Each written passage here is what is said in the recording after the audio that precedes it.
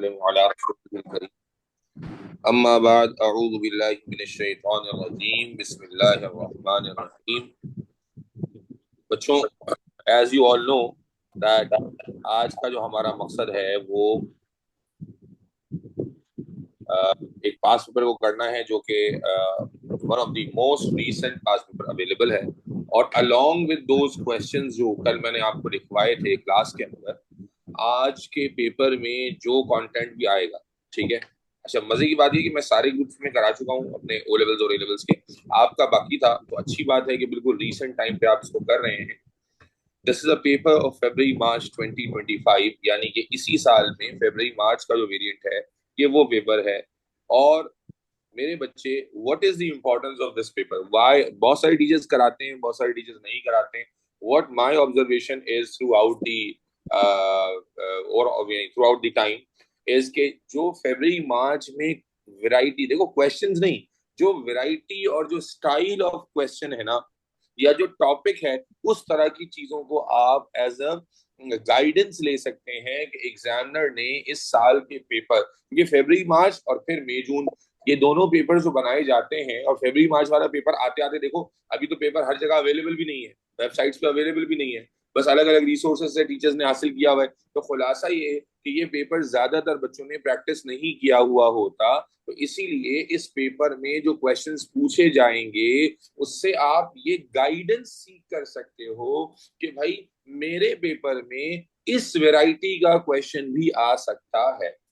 मैं ये नहीं कहता कि यही क्वेश्चन आ सकता है, बट वैरायटी, फॉर एग्जाम्पल अगर पेपर में कॉलेरा का सवाल आया है तो हो सकता है कि आपके पेपर में मलेरिया का सवाल आ जाए।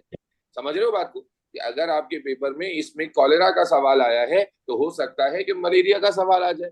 हो सकता है अगर इस पेपर में हाइपरटोनिक सोल्यूशन के बारे में पूछा गया है तो हो सकता है कि आपके पेपर में हाइपोटोनिक के बारे में पूछ लिया जाए। समझ आ रही है? तो ये आइडिया या इस एंगल से इस पेपर को कवर करना है। और चूंकि वक्त का में आपका भी कल फिजिक्स का पेपर है, तो इसलिए मैं बगैर वक्त जाया किए शुरू करता हूँ। Are you all ready? Give me yes और no. Hello, are you ready बच्चे? नींद में तो नहीं हो सारे के सारे? चलो जाग जाओ, थोड़ा सा पेपर करते हैं इंशाल्लाह। ठीक है, ये पेपर काफी ज्यादा सिग्निफिकेंट रोल प्ले करेगा आपकी रिवीजन के अंदर, क्योंकि इस पेपर में कुछ ऑड क्वेश्चंस हैं और कुछ काफी इजी सिंपल क्वेश्चंस हैं। यानी वो क्वेश्चन जो नॉर्मली हर बंदा एंटिसिपेट करता है वो इसके अंदर नहीं है, और जो आप नॉर्मली एंटिसिपेट नहीं कर रहे होते वो हैं। समझ आ रही बात? तो ये पेपर अपने आप में एक सरप्राइज पेपर है, समझ रहे हो? और ये पेपर आपको ये सिखाता है कि लर्निंग ऑब्जेक्टिव्स को पूरा करना और पूरा सिलेबस पढ़ना कितना इंपॉर्टेंट है, और चीजें छोड़ छोड़ के ना पढ़ी हो तो ही आप इसको रिलेट कर सकते हैं। चलिए शुरू करते हैं। Question number 1, Bismillah. Figure 1.1 shows the movement of the particles through an epithelial cells in the small intestine. Okay, यहाँ पर epithelial cells in the small intestine की मूवमेंट शो की जा रही है। This is the membrane of the epithelial cell as you can see in the diagram. Intestine के cells, और आप जानते हैं intestine में कौन सा फंक्शन होता है बेटा? जब हम intestine की बात करते हैं तो intestine में क्या रोल होता है? Absorption of, बोलो बेटा, intestine में क्या होता है? Absorption of nutrients. न्यूट्रिएंट्स जो हैं आपके इंटेस्टाइन से एब्जॉर्ब होते हैं। तो यहाँ पर आपको दिखाया जा रहा है कि this is an epithelial cell, और इस एपिथेलियल सेल में देखो ये पी है जो मूव कर रहा है। Can you see this? यहाँ देखो ज्यादा पार्टिकल्स है, यहाँ कम पार्टिकल है। इसका मतलब क्या है कि this is the movement down the, बोलो बेटा, this is the movement down the gradient. Diagram को समझो। इसी तरह यहाँ देखें, आर है, ज्यादा पार्टिकल्स हैं और यहाँ कम पार्टिकल्स हैं। This is again movement down the, बोलो बेटा, ग्रेडियंट। ये मूवमेंट डाउन दी ग्रेडियंट है। लेकिन अगर आप यहाँ पर देखें तो यहाँ पर कम पार्टिकल्स है और जो एरो है यहाँ ज्यादा पार्टिकल्स है और एनर्जी भी यूज हो रही है। तो दिस इज मूवमेंट, बोलो बेटा, अगेंस्ट दी ग्रेडियंट। और अगेंस्ट दी ग्रेडियंट का मतलब है कि this is what type of transport? Passive और एक्टिव? जी बेटा, आपने रिसेंट रिवीजन में पढ़ा है एक्टिव ट्रांसपोर्ट है, और आप जानते हैं कि एक्टिव ट्रांसपोर्ट में एनर्जी एटीपी यूज किया जाता है। तो this is what I at least can see in the diagram. ठीक है, इज दिस ऑल क्लियर? ये डायग्राम में आपको भी क्लियरली नजर आ रहा है? यस। चले आगे चलते हैं। In figure 1.1 arrow P represents the diffusion of oxygen molecule. कहता है भाई इसमें जो एरो पी है ये रिप्रेजेंट करता है डिफ्यूजन ऑफ ऑक्सीजन मॉलिक्यूल को। ठीक है, डिफ्यूजन ऑफ ऑक्सीजन मॉलिक्यूल को शो कर रहा है। ठीक हो गया। अब आपसे सवाल पूछा भाई, describe what is meant by the term diffusion. Diffusion को डिफाइन करना है, 2 नंबर की डेफिनेशन है, तो मतलब प्रॉपर तरीके से लिखना है। क्या कहेंगे? The process of movement of particles, बोलो बेटा, from a region of higher concentration to a region of lower concentration as a result of random movement is called diffusion। कि भाई सिंपल है कि जो पार्टिकल्स का हायर कॉन्सेंट्रेशन से lower concentration पे मूव करने का प्रोसेस है, जबकि पार्टिकल्स रैंडमली मूव कर रहे होते हैं, इसको डिफ्यूजन कहा जाता है। Net movement of particles from a region of higher to lower concentration. ये बिल्कुल क्लियर है बेटा? यस और no? Is everybody clear about this? Let's move. State the type of energy needed for diffusion. भाई energy diffusion के लिए कोई energy चाहिए होती है क्या? देखो उसने ट्रिक क्वेश्चन किया। डिफ्यूजन के लिए नहीं, एटीपी तो नहीं चाहिए होती, लेकिन मेरे बच्चे अगर पार्टिकल्स मूव कर रहे हैं तो पार्टिकल्स की मूव करने में कौन सी एनर्जी इन्वॉल्व होगी? देखो इसमें ट्रिक क्वेश्चन में ज्यादातर बच्चे कहाँ फंस जाते हैं कि आपको कहता है कि वो एनर्जी नीडेड फॉर डिफ्यूजन। अब अगर आपने यहाँ एटीपी लिख दिया तो ये तो गलत हो जाएगा, क्योंकि वी नो कि डिफ्यूजन के लिए एटीपी नहीं चाहिए होती। तो मेरे बच्चे कौन से एनर्जी की वजह से पार्टिकल्स मूव करते हैं हायर टू लोअर कॉन्सेंट्रेशन?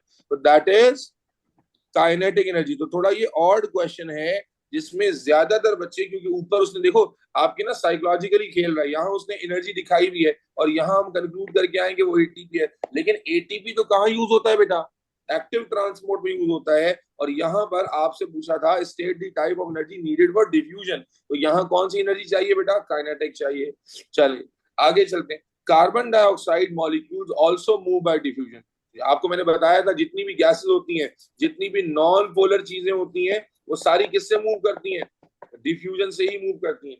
कहता है state the name of process in human cells that produces carbon dioxide. हाँ भाई, कार्बन डाइऑक्साइड किस प्रोसेस में बनता है? I think it's very very easy, it's fully scoring किस्म का जो है ना वो कॉन्सेप्ट है। आप जानते हैं it is produce as a result of process of, बोलो बेटा, रेस्पिरेशन। यहां पर मैं आपको रिवाइज भी करा देता हूं कि आपने जो एरोबिक रेस्पिरेशन पढ़ी थी, ठीक है, उसके अंदर rather I should say here respiration लिख दे तब भी एक्सेप्टेड है, और मैं और एफिशिएंट हो जाऊं और यहाँ एरोबिक रेस्पिरेशन लिख दूं, क्योंकि आपको मालूम है कि जब एरोबिक रेस्पिरेशन होती है ह्यूमन बॉडी के अंदर तो आपको मिलता है बेटा, क्या मिलता है?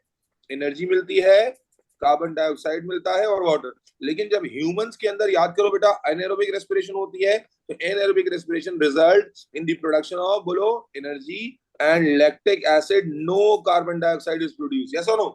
ह्यूमंस के अंदर जब एनारोबिक रेस्पिरेशन होती है तो कार्बन डाइऑक्साइड प्रोड्यूस नहीं होती। Is that clear? Is that clear guys and girls? ठीक है ना? चले आगे चलते हैं। ओके, उसके बाद कहता है draw an arrow to show the direction of diffusion of carbon dioxide molecules. भाई कार्बन डाइऑक्साइड मॉलिक्यूल अगर रेस्पिरेशन सेल के अंदर हो रही है तो मुझे बताओ कार्बन डाइऑक्साइड सेल के अंदर जाएगी या सेल से बाहर आएगी? What do you expect? Carbon dioxide cell के अंदर आएगी या सेल के बाहर जाएगी बेटा? Definitely it will go out. उसने कहा है कि शो करें एरो, और आपने शो कर देना है कि भाई लेट्स से यहाँ शो कर दिया मैंने, तो कार्बन डाइऑक्साइड जो गैस होगी ये हायर कॉन्सेंट्रेशन में होगी यहाँ पर, and it will move towards lower concentration here. Does this make absolute sense to everybody? उसी कंसेप्ट को यूज किया है, ठीक है, आउट जा रही है। चलो, तो ये तो काफी सॉलिड मार्क्स हैं, उम्मीद है कि मेरे तमाम स्टूडेंट मार्क्स को गेन कर लेंगे। आगे चलते हैं। In figure 1.1 arrow Q represents another type of particle movement.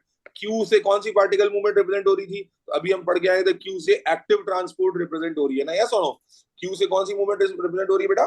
Active transport represent हो रही है, वी नो दैट ऑलरेडी। तो देखते हैं, कहता है भाई टाइप ऑफ मूवमेंट बताइए और एक्सप्लेनेशन दे दीजिए कि कैसे पता चला, हमें कैसे पता चला कि एक्टिव ट्रांसपोर्ट है? तो हमें दो चीजें नजर आ रही है, एक तो ये अगेंस्ट द ग्रेडियंट है, यस और नो, और दूसरा इसमें एनर्जी कंज्यूम हो रही है, यानी ये पार्टिकल्स इसमें लोअर टू हायर कॉन्सेंट्रेशन पे जा रहे हैं और एनर्जी कंज्यूम हो रही है। बेटा दोनों बातें लिखनी है, क्योंकि देखो 3 नंबर है, 3 नंबर का मतलब क्या है कि एक नंबर यहाँ है, 2 नंबर यहाँ पर है। तो अगर आपने सिर्फ अगेंस्ट द ग्रेडियंट लिखा, एनर्जी नहीं लिखा, तो you will only score 1 here. Are you getting me? तो टाइप ऑफ मूवमेंट क्या हो गई बेटा जल्दी से? एक्टिव ट्रांसपोर्ट हो गई। और जो उसने पूछा एक्सप्लेनेशन, तो आप क्या बोलेंगे? As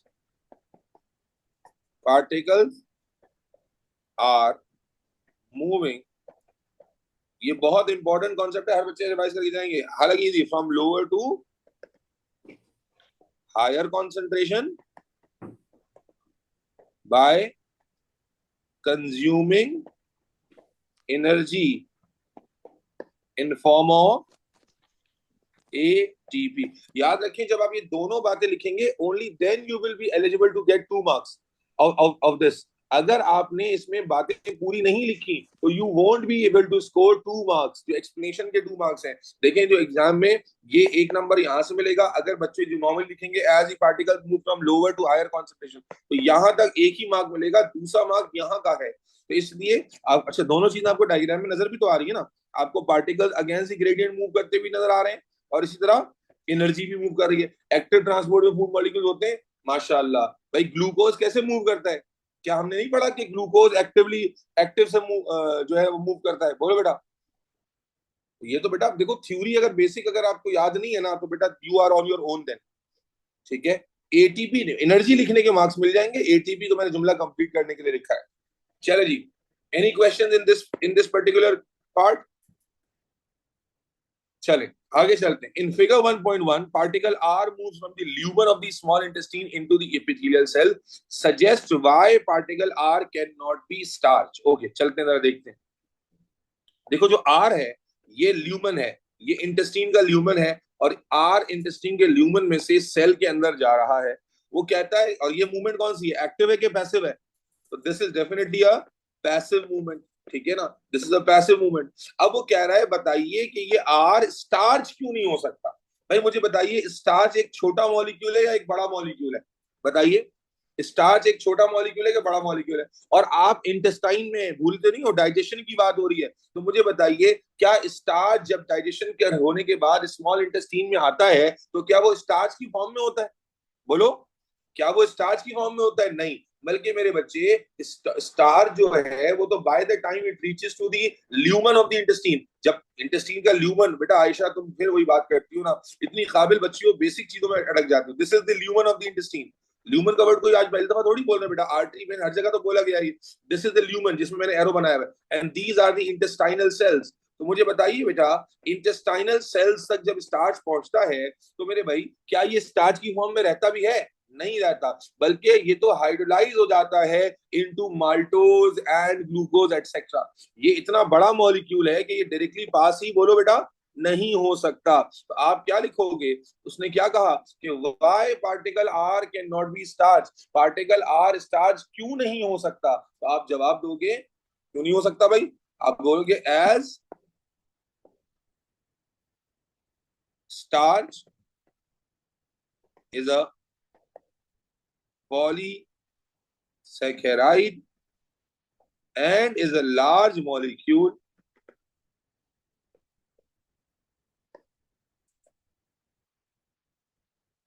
therefore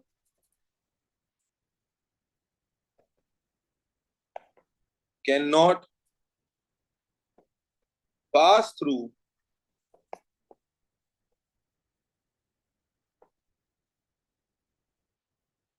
intestinal membrane and must be hydrolyzed into smaller molecules to pass. Is that clear everybody? Starch क्यों नहीं पास हो सकता, इसका रीजन सबके दिमाग में घुसता है। Starch, why R can not be starch. ठीक है, इज दैट क्लियर एवरीबॉडी? बेटा जल्दी जल्दी जल्दी जल्दी। ठीक है, जो इजी क्वेश्चन है वहां रुकेंगे नहीं। ठीक है, why particle arch can not be pass, क्या क्या हाइड्रोलाइज ना लिखें तब भी ठीक होगा। मेरे बच्चे, आपको जो 2 नंबर मिलेंगे वो किस चीज के मिलेंगे? ये बताने के कि स्टार्च लार्ज मॉलिक्यूल है, और ये बताने के कि उसको गुजरने के लिए तोड़ना पड़ेगा। तो दोनों बातें लिखना जरूरी है। आगे चल, okay, now we have two pictures, ठीक है, साइड बाय साइड देखते हैं। तो figure 1.2 is a micrograph of a red onion cell, ठीक है। आपको नजर आ रहा है यहाँ demarcation, these are cell walls, you can see here, and you can see कि जो साइटोप्लाज्म है वो वेल स्प्रेड है, पूरा फैला हुआ है, ठीक है ना। Okay, and then here it is a photomicrograph of the same red onion cell after being immersed in a salt solution। हाँ भाई, salt solution में डाल दिया तो क्या होगा? salt solution is hypertonic और hypotonic? हाँ जी, ये आइडिया हम पढ़ चुके हैं। इज इट हाइपरटोनिक और हाइपोटोनिक? It is hypertonic. तो जब हाइपरटोनिक होगा तो क्या होगा? यू नो कि जनाब, जब salt, let's say salt solution में डाला है, तो सॉल्ट सॉल्यूशन में वाटर पोटेंशियल कम होता है, यहाँ का वाटर पोटेंशियल ज्यादा होगा, तो वाटर विल मूव, बोलो बेटा, water will move out of the cell, and this movement of water out of the cell in the salt solution causes the shrinkage, और plasmolysis। ये पढ़ा हुआ है ना भाई आपने, कि जब वाटर मूव करेगा आउट तो this would result in shrinkage or plasmolysis of the onion cell, and you can exactly see that in the diagram. आपको नजर आ रहा है साइटोप्लाज्म देखो कितना कॉन्सेंट्रेट हो गया है, this is the boundary of a cell. लेकिन आप देखें साइटोप्लाज्म कॉन्सेंट्रेट होकर आ गया है, तो this is pretty simple. Burst कहां से हो जाएगा बेटा? Water is moving out and it's a plant cell, तो it can not burst obviously, ठीक है जी। तो हम क्या देखते हैं कि यहाँ श्रिंकेज जाता है, प्लाज्मोलिसिस जाता है। This is a simple concept, जो बिल्कुल सीधा सीधा कॉन्सेप्ट है। क्या ये दोनों डायग्राम आपको समझ में आती है? कि this is a turgid cell, यहाँ पर आपको टर्जिडिटी नजर आ रही है, साइटोप्लाज्म वेल स्प्रेड नजर आ रहा है। लेकिन यहाँ पर when we have put it into salt solution, because salt solution has lower water potential and the cell has higher water potential, तो net movement of water out of the cell हो रही है, that results in the plasmolysis and shrinkage of the cytoplasm। Is this clear? Is this pretty evident in the diagram, everybody? Is this pretty evident in the diagram for everybody? Okay, now let's see what are the questions। oh, we have a big question here, लेकिन I think diagram क्योंकि हमें समझ में आ गई, तो this question going to be very simple. 6 mark का question है, तो it means you need to write everything. याद रखें, when you have a question of 5 and 6 mark, अक्सर बच्चे कहते हैं सर हमें समझ में नहीं आता। मैंने कई बच्चों को रिप्लाई भी किया है कि 5 to 6 मार्क का क्वेश्चन सबसे ज्यादा इजी होता है if you know the concept. अगर आपको कॉन्सेप्ट मालूम है, just try to write everything जो आपको मालूम है, and then you will be able to score full marks. Okay, तो कहता है using figure 1.2 and 1.3 describe and explain. Okay, describe करना है। डिस्क्राइब का मतलब कि फिगर में क्या नजर आ रहा है आपको, इस फिगर में क्या नजर आ रहा है और इस फिगर में क्या नजर आ रहा है। ओके, डिस्क्राइब करना है और फिर उसको explain the difference in the appearance of the cell. वो जो डिफरेंस आपको दिख रहा है वो क्यों नजर आ रहा है before and after the immersion in the salt solution. तो आपको नजर क्या आ रहा है, क्लियर है? यहां पर हमें नजर आ रहे हैं टर्जिड सेल्स जिसमें साइटोप्लाज्म वेल स्प्रेड है, और यहां पर जब हमने उनको हाइपरटोनिक सॉल्यूशन में डाला है तो हमें श्रंकन और प्लाज्मोलाइज सेल नजर आ रहे हैं जिसमें साइटोप्लाज्म जो है वो कंडेंस हो गया है, साइटोप्लाज्म श्रिंक हो गया है। ये डिस्क्रिप्शन है, यस और नो, कि सेल वॉल के को छोड़कर साइटोप्लाज्म जो है वो कॉन्ट्रैक्ट हो गया है, साइटोप्लाज्म जो है वो श्रिंक हो गया है क्योंकि वाटर की मूवमेंट बाहर हो गई। और इसकी एक्सप्लेनेशन क्या होगी? तो फिर आप बताओगे कि सॉल्ट सोल्यूशन है वो हाइपरटोनिक सोल्यूशन का काम करेगा, उसका वाटर पोटेंशियल कम होगा और सेल का वाटर पोटेंशियल ज्यादा होगा, तो डिफरेंस ऑफ ग्रेडियंट की वजह से water will leave out of the cell causing the cell to shrink or cytoplasm to shrink। Is that clear everybody? तो डिस्क्रिप्शन में मैं शॉर्टकट में लिख देता हूं। इन फिगर 1.2 आपको क्या नजर आ रहा है? Well turgid cell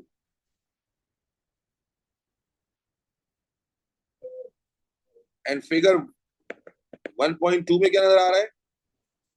sales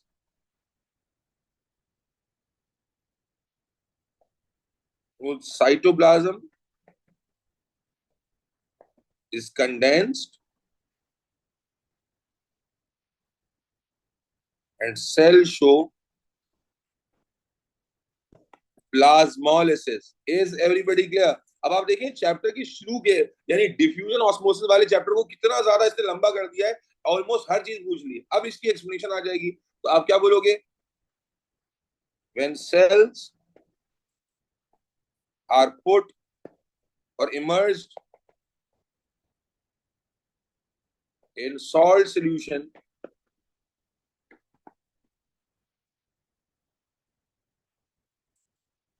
cells display higher water potential compared to the solution।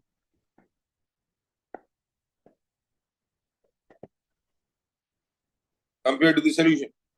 This results in net movement of water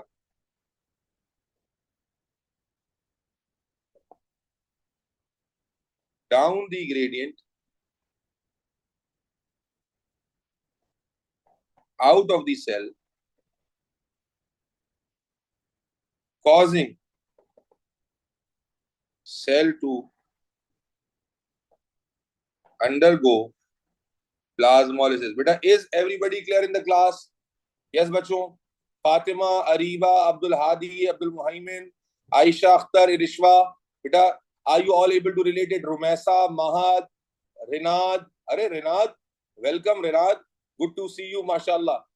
Zunaira, Zohra, everybody else. Is this absolutely clear?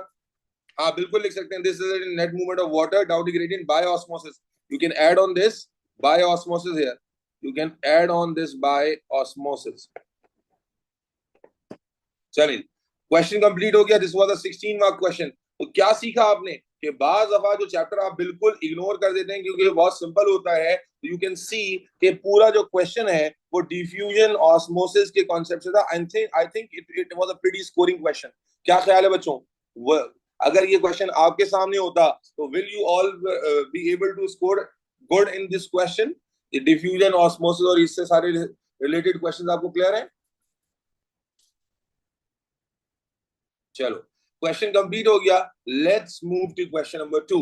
ठीक है, okay. We have a graph. Okay, याद रखें graph वाला बहुत important है. कल भी मैंने कहा था कि ये homeostasis has a very important is a very important topic for your exam as well. The internal body temperature of a person was recorded. Okay, figure 2.1 shows the result. एक शख्स का इंटरनल बॉडी टेम्परेचर रिकॉर्ड किया गया है और आप देख रहे हैं कि वो रेंज कर रहा है 36 से कहां तक? 38 से 36, 30. ओके, ठीक है, ठीक है जी. अब सवाल देख लेते हैं. Using the information in figure 2.1, calculate the temperature range for the internal body temperature of the person. अब भाई टेम्परेचर की रेंज क्या है? State the units as well. Temperature की रेंज क्या नजर आ रही है भाई? यूजिंग द फिगर क्या टेम्परेचर रेंज नजर आ रही है आपको? रेंज का मतलब क्या होता है? डिफरेंस. तो ये 38 डिग्री का मैक्सिमम टेम्परेचर है, ये 36 डिग्री का टेम्परेचर है. तो क्या रेंज हुई? 2 डिग्री सेल्सियस की. यस और नो? यूनिट के साथ लिखना है, ठीक है ना? तो यहां हो जाएगा 2 डिग्री सेल्सियस.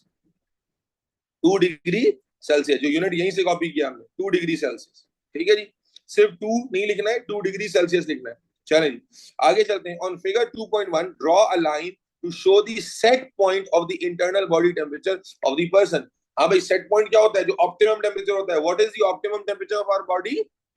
हाँ भाई, 37 डिग्री. Very good. तो आपने कुछ भी नहीं करना, यहाँ 37 डिग्री पर क्या बना देनी है? लाइन बना देनी है. उसने कहा था draw a line to show the set point of the internal body temperature. तो this is the guys and girls set point. और अब आप देख रहे हैं कि जब सेट पॉइंट से नीचे टेम्परेचर है तो उसको ऊपर लाने की फिक्र की जा रही है, और जब सेट पॉइंट से ऊपर जाएगा तो उसको नीचे लाने की फिक्र करेंगे. ठीक है जी, सेट पॉइंट से टेम्परेचर नीचे जाएगा तो उसको ऊपर लाया जाएगा, और सेट पॉइंट से टेम्परेचर ऊपर जाएगा तो नीचे लाया जाएगा. What is this called? Homeostasis. ये जो मेंटेनेंस हो रही है इसको क्या कहते हैं? बोलो. होम्योस्टेसिस कहते हैं, थर्मो रेगुलेशन कहते हैं. यस और नो? ये लाइन पेंसिल से बनेगी. मैंने बेटा 50 दफा बता दिया, पता नहीं एक दफा में क्यों आप लोग अटक जाते हो बार बार एक ही चीज पे. कि डायग्राम या ग्राफ पे जो भी काम होता है वो सब पेंसिल से होता है बच्चे. ठीक है, is this clear everybody? Areeba Saqib, Fatima Sajid, Fatima 1, Fatima 2, Fatima 3, Nemal, Mariam 1, Lavishka, Ayesha 1, Ayesha 2, Ayesha 3, Ayesha 4, Abiya, everybody else. चलो, अच्छा जी, अब आ जाएं. The maintenance of the internal body temperature is an example of homeostatic control. अभी मैंने कहा state the name for the mechanism of homeostatic control. हाँ भाई, homeostatic control किस mechanism से अचीव किया जाता है?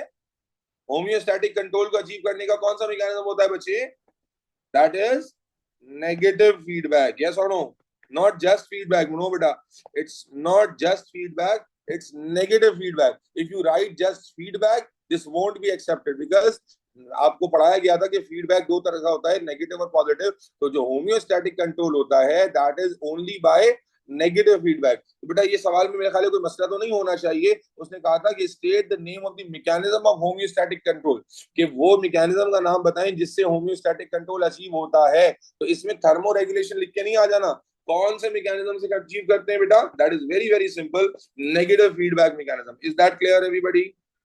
और जब आपको नेगेटिव फीडबैक याद दिलाया टर्म आ गई तो मैं मैकेनिज्म भी याद दिला देता हूं बेटा। नेगेटिव फीडबैक में क्या होता था? What happens in negative feedback? A change is detected by the receptors and then receptors inform that about that change to control centre which is brain or part of the brain, and then control centre decide the appropriate response which is given to the effectors, and effectors carry out the response to bring the stimulus to the back to the normal level. Yes or no? What was the negative feedback? भाई negative feedback यही था ना कि आपका जो भी signal है वो चेंज होता है, इंक्रीज या डिक्रीज होता है, और जब वो इंक्रीज या डिक्रीज होता है तो इस चेंज को डिटेक्ट कौन करता है? रिसेप्टर्स। रिसेप्टर किसको इन्फॉर्म करते हैं? कंट्रोल सेंटर को, जो ब्रेन या ब्रेन का पार्ट होता है, वाया सेंसरी न्यूरॉन। फिर कंट्रोल सेंटर क्या करते हैं?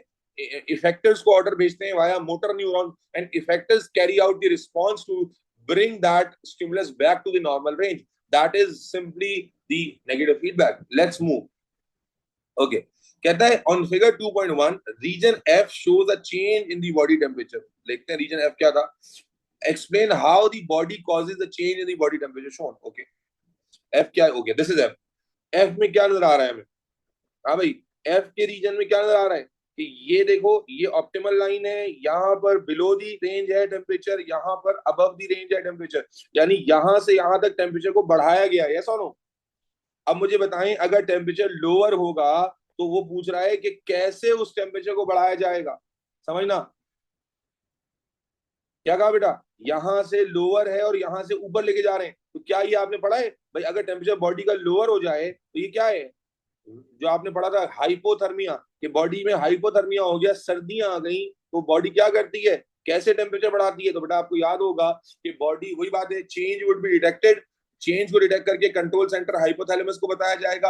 हाइपोथैलेमस क्या करेगा? ऑर्डर देगा। अब कहां कहां ऑर्डर देगा? तो आपको याद होगा कि वेदो वेजो क्या होती है टेम्परेचर बढ़ाने के लिए? वेदो कॉन्स्ट्रिक्शन हो जाएगी ताकि स्किन को ब्लड फ्लो कम हो जाए। इसी तरह हेयर्स इरेक्ट हो जाएंगे ताकि इंसुलेशन बढ़ जाए। इसी तरह जनाब यारी मेटाबॉलिज्म तेज हो जाएगा ताकि एनर्जी प्रोडक्शन बढ़ जाए। इसी तरह शिवरिंग शुरू हो जाएगी, शिवरिंग शुरू हो जाएगी ताकि जो है वो क्या हो? एनर्जी हीट जनरेट हो बाय फ्रिक्शन। भाई ये चेंज सबको नजर आ रहा है? आपसे एग्जामिनर असल में पूछना चाह रहा है, क्या पूछना चाह रहा है? Explain how the body causes the change in the body of temperature show, कि जो चेंज दिखाया गया है वो बॉडी ने कैसे लाया होगा, यानी लोअर टेम्परेचर को हायर टेम्परेचर पे कैसे लेके गई होगी। तो मेरे बच्चों जवाब देखते हैं कितने सवाल, 5 मार्क का सवाल है। It means you have enough to write. ठीक है, 5 मार्क का क्वेश्चन है, इनफ टू राइट है। तो हम क्या कहते हैं? How the body causes the change. Body कैसे ही चेंज लेकर आएगी? तो आप बोलोगे, क्या बोलोगे कि चेंज सबसे पहले कौन डिटेक्ट करेगा? बेटा बोलिए। आप कहेंगे drop in body temperature is detected by, बोलो बेटा, कौन से receptors? Thermo receptors in the skin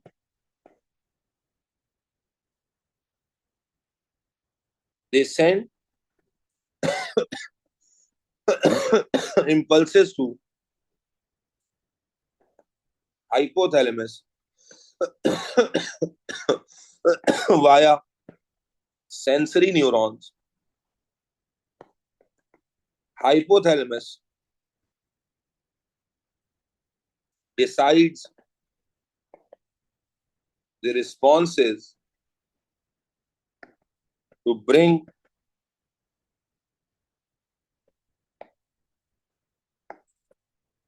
or responses to rise temperature. These responses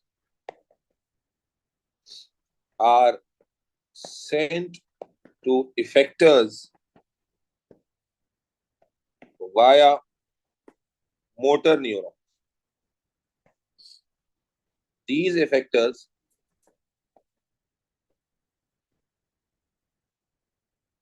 can include blood vessels which undergo, बोलो बेटा, वेदो, ब्लड वेसल में क्या होगी? Constriction, to reduce blood flow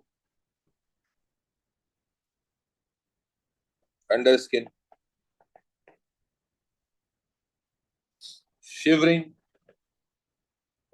to generate heat by rubbing effect,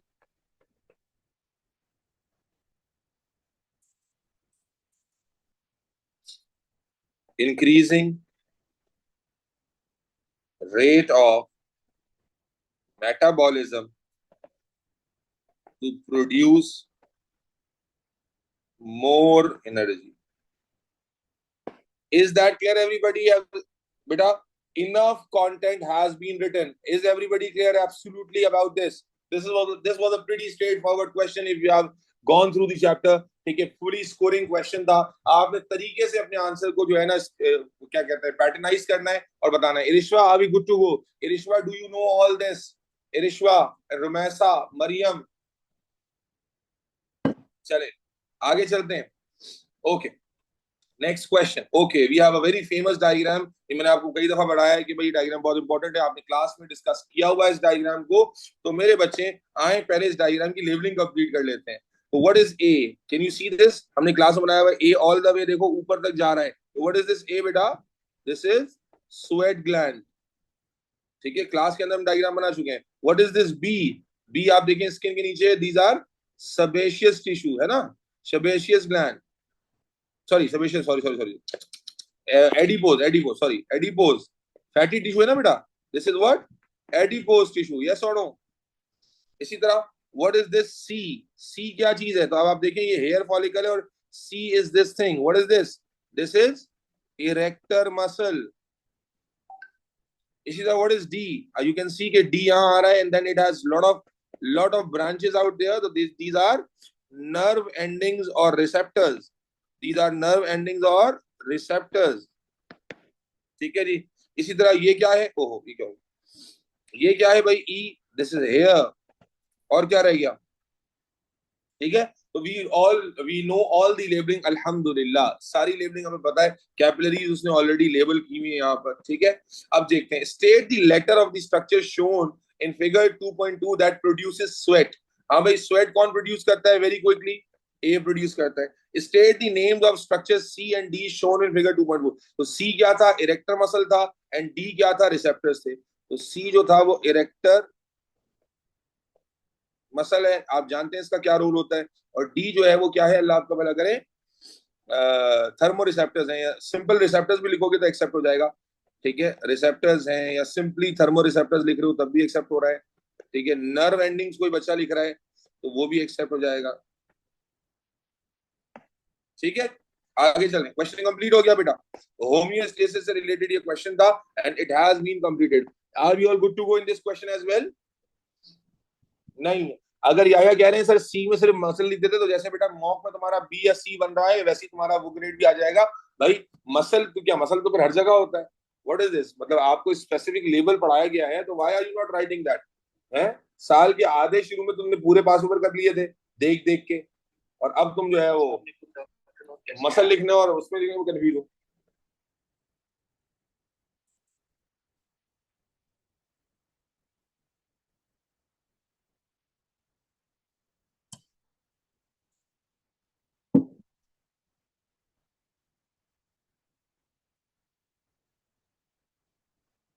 अच्छा बेटा, आगे चलते हैं बेटा. Next question. Figure 3.1 shows the percentage of water in different structures of the human eye. ठीक है, ये एक इंफॉर्मेटिव क्वेश्चन है. ठीक है, तो हमने क्या कहा? ब्रेन में 73% वाटर है, ब्लड में 94% वाटर. ये सब अलग अलग परसेंटेजेस दी हुई है. ठीक है, सवाल देखते हैं. The mean mass of the human I is 28 gram. Human आई का जो मीन मास है that is 28 grams. Using information from figure 3.1 calculate the mass of water in human आई. ठीक है, मास ऑफ वाटर निकालना है ह्यूमन आई का. आई का मास, ये तो सिंपल कैलकुलेशन है. आई का मास 28 ग्राम्स है और आपको अपना आंसर दो सिग्निफिकेंट फिगर से देना है. तो it's a mathematical question. It means you can have जो है ना वो mathematical question in your paper. ठीक है, तो अब आई में कितना वाटर है भाई? 95% वाटर है. 95% वाटर है, परसेंटेज को खत्म कर लें, कैसे खत्म करेंगे, डिवाइड बाय 100 कर लें, और आई का मास कितना है 28 ग्राम, सॉल्व करें आंसर आ जाएगा। सिंपल मैथ्स है बेटा, 95% वाटर है तो 95% को परसेंटेज खत्म करें, डिवाइड कर लें 100 से, मल्टीप्लाई 28 से करें, क्या आंसर आ रहा है, आंसर बताइए बेटा कैलकुलेट करके, शाबाश।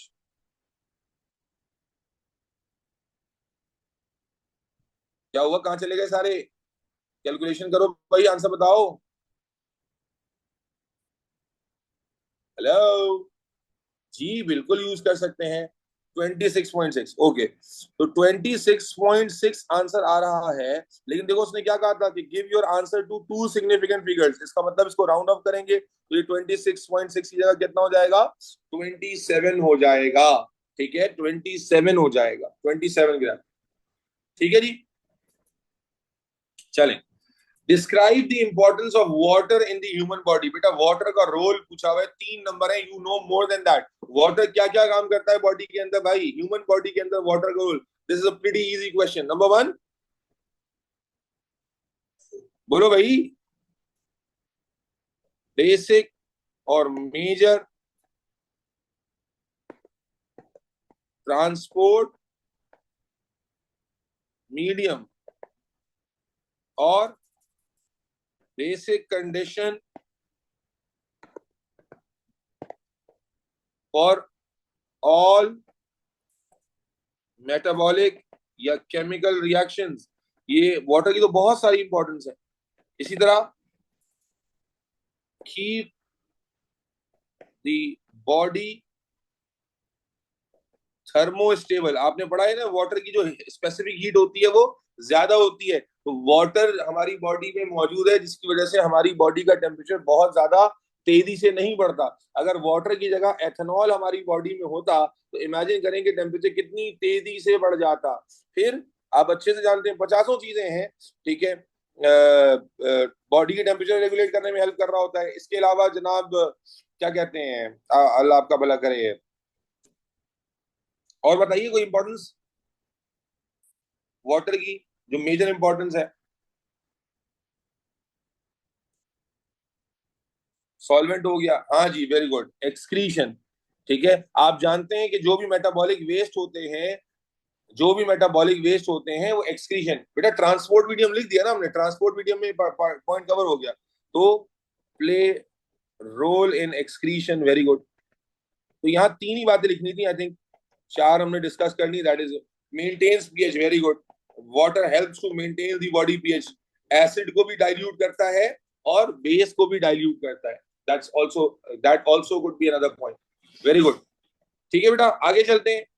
ओके, ये कॉलेरा हमारे पास आ रहा है और फिर से आ रहा है, मजे की बात ये कि मैंने कल ए लेवल्स का पेपर कराया है और उस ए लेवल्स के पेपर में भी कॉलेरा आया हुआ था।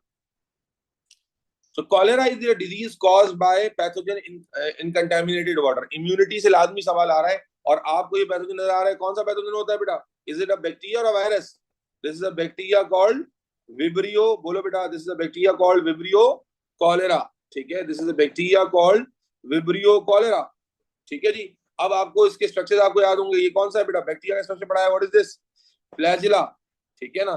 इसी तरह ये प्लास्मिड उसने दिखाया हुआ है, सर्कुलर डीएनए, ये नेकेड डीएनए होता है, ठीक है, ये क्या होंगे, राइबोसोम्स होंगे, ठीक है, सेल वॉल होगी, सेल मेम्ब्रेन होगी। कहता है state the names of the structures L and M shown, L और एम क्या शो कर रहे हैं ये बता दीजिए, एल और एम क्या शो कर रहे हैं, इट इज प्रीटी एविडेंट, जी बताइए बताइए बेटा, एल और एम क्या शो कर रहे हैं, यू कैन क्लियरली सी कि मेरे बच्चे ये देखें, ये cell innermost wall show कर रहे हैं, तो this is not cell wall, rather it is, बोलो, cell membrane, cell wall accept नहीं होगा। और एम क्या शो कर रहा है, वी नो दैट कि एम शो कर रहा है ribosomes, is that clear everybody, yes और नो, ठीक है आगे चलें। बेटा जो दिखाए में उसमें नहीं है ना, जो दिखाए हुए हैं उसमें तो नजर नहीं आ रहा, आयशा जो डायग्राम में चीजें नजर आएंगी बस उन्हीं पर फोकस करेंगे। अच्छा, identify two features shown in figure 3.2 that are typical of prokaryote, वो ऐसे 2 फीचर्स बताइए जो सिर्फ प्रोकैरियोट में होते हैं, आई मीन यूकैरियोटिक सेल में नहीं होते। तो बेटा बड़ा वाजे नजर आ रहा है। कौन से ऐसे दो फीचर्स हैं? तो नंबर वन आप देखें तो आपको नजर आएगा कौन से दो फीचर्स हैं जो सिर्फ प्रोकैरियोट में होते हैं। Number one, plasmid. क्या प्लास्मिड यूकैरियोटिक सेल में होता है? नहीं होता। जो सर्कुलर डीएनए ये यूकैरियोटिक सेल में नहीं होता, प्रोकैरियोटिक सेल में। इसी तरह जो फ्लैजिला है, flagella flagella is also not a characteristic of a eukaryotic cell, rather it is present in, बोलो, prokaryotic cell. Is that clear? ये रहा ना बेटा, राइबोसोम ही तो है। और ये क्या है? राइबोसोम है ना बेटा, 70S राइबोसोम। राइबोसोम को सिलेक्ट नहीं किया ना मैंने, क्यों? क्योंकि राइबोसोम दोनों में होते हैं। ठीक है, तो हमारे पास कौन कौन से फीचर्स आ जाएंगे बेटा? आप कहोगे प्लास्मिड, जो हमें नजर आ रहा है, और इसी तरह फ्लैजिला। कोई कंफ्यूजन है किसी को तो अभी पूछो बेटा। Plasmid and flagella, is that clear? Mitochondria bacteria में नहीं होते बेटा। सुफियान क्या कर रहे हो? माइटोकॉन्ड्रिया नहीं होते ना, फिगर में नजर आ रहे हैं ना, फिगर में नजर आ रहे हैं। फिगर में कोई माइटोकॉन्ड्रिया है?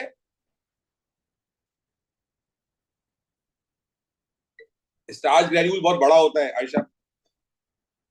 अच्छा, अब आ जाए, state the type of the pathogen that causes cholera. हाँ भाई, कौन सा पैथोजन है जो टाइप ऑफ द पैथोजन? आप कहते हैं टाइप बतानी है, तो टाइप क्या है बेटा? बैक्टीरिया। नेम नहीं बताना, टाइप बतानी है। ठीक है, the scientific name for the pathogen that causes cholera is vibrio cholera. State the genus for the name of this pathogen. What is the name of the genus बेटा? The name of the genus is vibrio or vibrio. ठीक है, चल, okay, it's a very good question. ये बहुत important question है। I should mark it as one of the most important question जो इस chapter से आता है, अदर देन द वैक्सीनेशन। ठीक है, that is explain how the cholera pathogen causes the dehydration of the human body. मेरे बच्चे, डिहाइड्रेशन कैसे कॉज होती है? वी ऑल नो कि कॉलेरा के पेशेंट में क्या आता है, हमने क्लिनिकली डिस्कस किया हुआ है कि कॉलेरा का patient comes to you with a complaint of diarrhoea. तो याद दिलाता हूं मैं, थोड़ा रिवाइज करा देता हूं। तो कॉलेरा में क्या होता था बेटा कि ये आपकी इंटेस्टीन होती है, और ये आपके इंटेस्टीन के सेल्स हैं। रिमेंबर, ये आपके इंटेस्टीन के सेल्स होते हैं। तो होता ये है कि जो कॉलेरा का bacteria, let's say this is a bacteria, हमने क्या पढ़ा था? It release a toxin. कौन सा टॉक्सिन रिलीज करता है बेटा? Toxin was name as cholerogen. और ये टॉक्सिन क्या करता है? सेल के अंदर जाता है, इंटेस्टाइनल सेल के अंदर जाता है, और आयोनिक इंबैलेंस कॉज करता है। यानी आइंस को बाहर निकालना शुरू करता है। ये आपने कॉलेरा में पढ़ा हुआ है। और आयोनिक इंबैलेंस में पर्टिकुलरली मैंने एक आइन का जिक्र किया था, दैट वाज क्लोराइड आइन। आयोनिक इंबैलेंस कॉज करता है, और जब आयोनिक इंबैलेंस कॉज होता है तो इवेंचुअली क्या होता था बेटा कि बाहर का जो सॉल्यूट पोटेंशियल है वो बढ़ जाता है, वाटर पोटेंशियल कम हो जाता है, और उसी चक्कर में water starts moving out. Water starts moving out, क्योंकि जब आइंस बाहर जा रहे हैं, आइंस आर मूविंग आउट, तो ल्यूमन का जो वाटर पोटेंशियल है वो लोअर हो जाएगा, and that results in the movement of water out of the cell, and that results in the loss of water, and that causes the dehydration. ठीक है, ये तो आपने, आप कॉलेरा के नोट्स खोले, आपने ये प्रॉपर लिखा हुआ है कि क्या हुआ, दोबारा वो एक्सप्लेन कर रहा है, पूरा बताना है। तो क्या करता है कॉलेरा का जो पैथोजन है, वो कॉलेराजिन या टॉक्सिन रिलीज करता है, जो इंटेस्टिनल सेल्स की में आयोनिक इंबैलेंस कॉज करता है, जिसकी वजह से इंटेस्टिनल ल्यूमन का जो वाटर पोटेंशियल है वो लोअर हो जाता है, and that causes intestinal cells to lose water, and that results in dehydration. Is that clear? Can you all recall this बच्चे? ये सबको रिकॉल होता है, यस और नो? चलो, लेट मी राइट दिस। मैं इसको लिखते हुए रिपीट कर देता हूँ बेटा। कॉलेरा के नोट्स खोल रहे हैं अगर किसी को फिर भी याद नहीं आ रहा। हम कहते हैं कॉलेरा रिलीज अ टॉक्सिन, चाहे तो नाम भी लिख लें, मर्जी है, कोलेराजिन, which causes ionic imbalance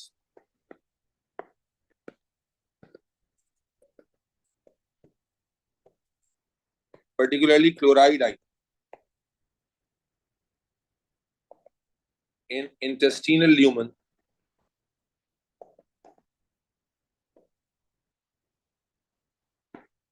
This,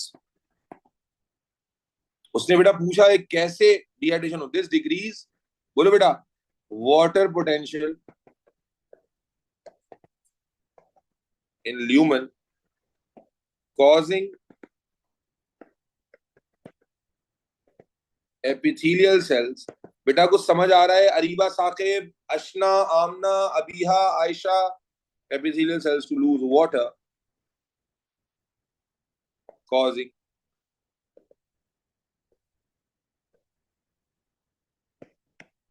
dehydration. ठीक है भाई, this was a pretty evident answer, यही आपने पढ़ा है। ठीक है, डायरिया कैसे होता है आप ऑलरेडी पढ़ चुके हैं, तो this was not something which is tricky और चैलेंजिंग। सुफियान कह रहे हैं माइटोकॉन्ड्रिया कैसे आइडेंटिफाई करते हैं। सुफियान, खुदा के बंदे क्या कर रहे हो तुम लोग। ठीक है, माइटोकॉन्ड्रिया की आइडेंटिफिकेशन, तुम कल 2 दिन में पेपर देना है, तुम्हें माइटोकॉन्ड्रिया की आइडेंटिफिकेशन याद नहीं है। माइटोकॉन्ड्रिया तो इस तरह करके बना हुआ होता है बेटा।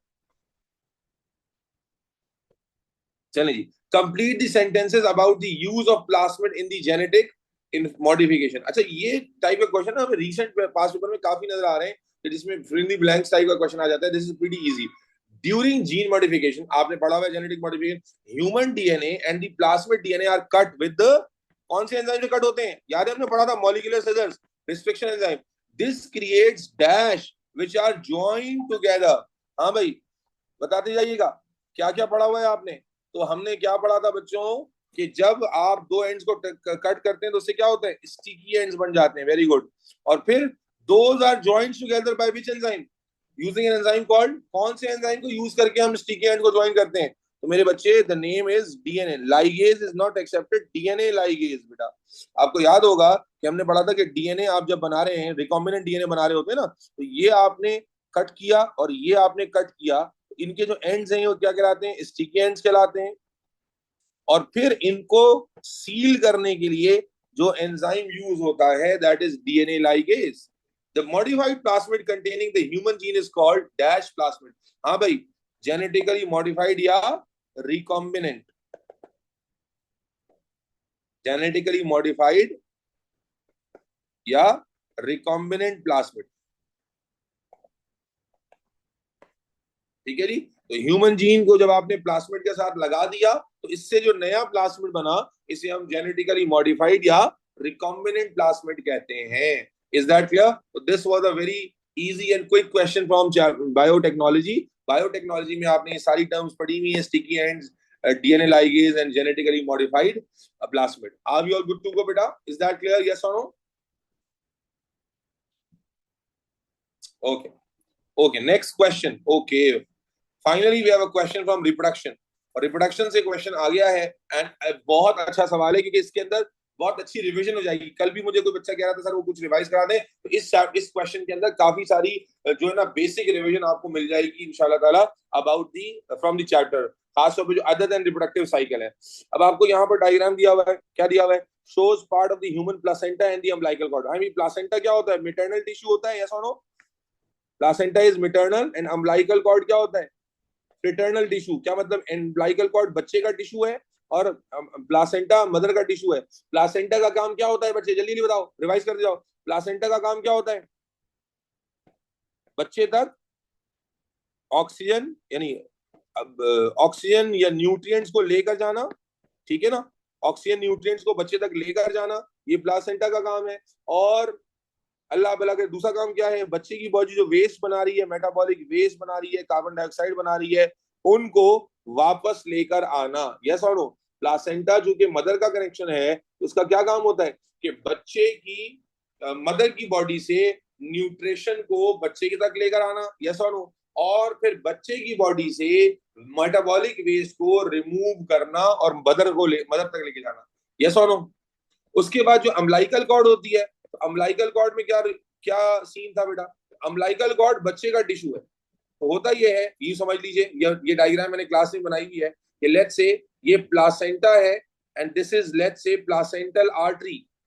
Placental artery is taking all the nutrition, is bringing all the nutrition and oxygen from the maternal body।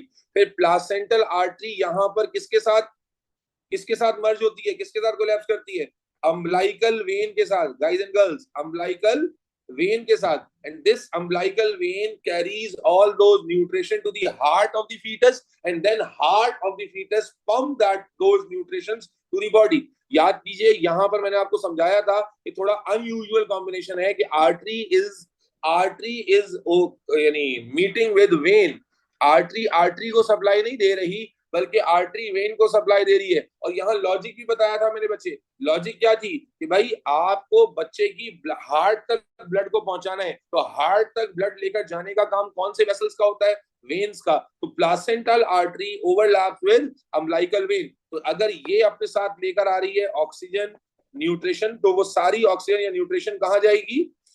कहाँ जाएगी? अम्बिलिकल वेन के अंदर जाएगी। एंड देन बच्चे की बॉडी ने बनाया वेस्ट, तो बच्चे का जो बॉडी का वेस्ट है वो जाहिर है बॉडी से अवे कौन लेकर आता है?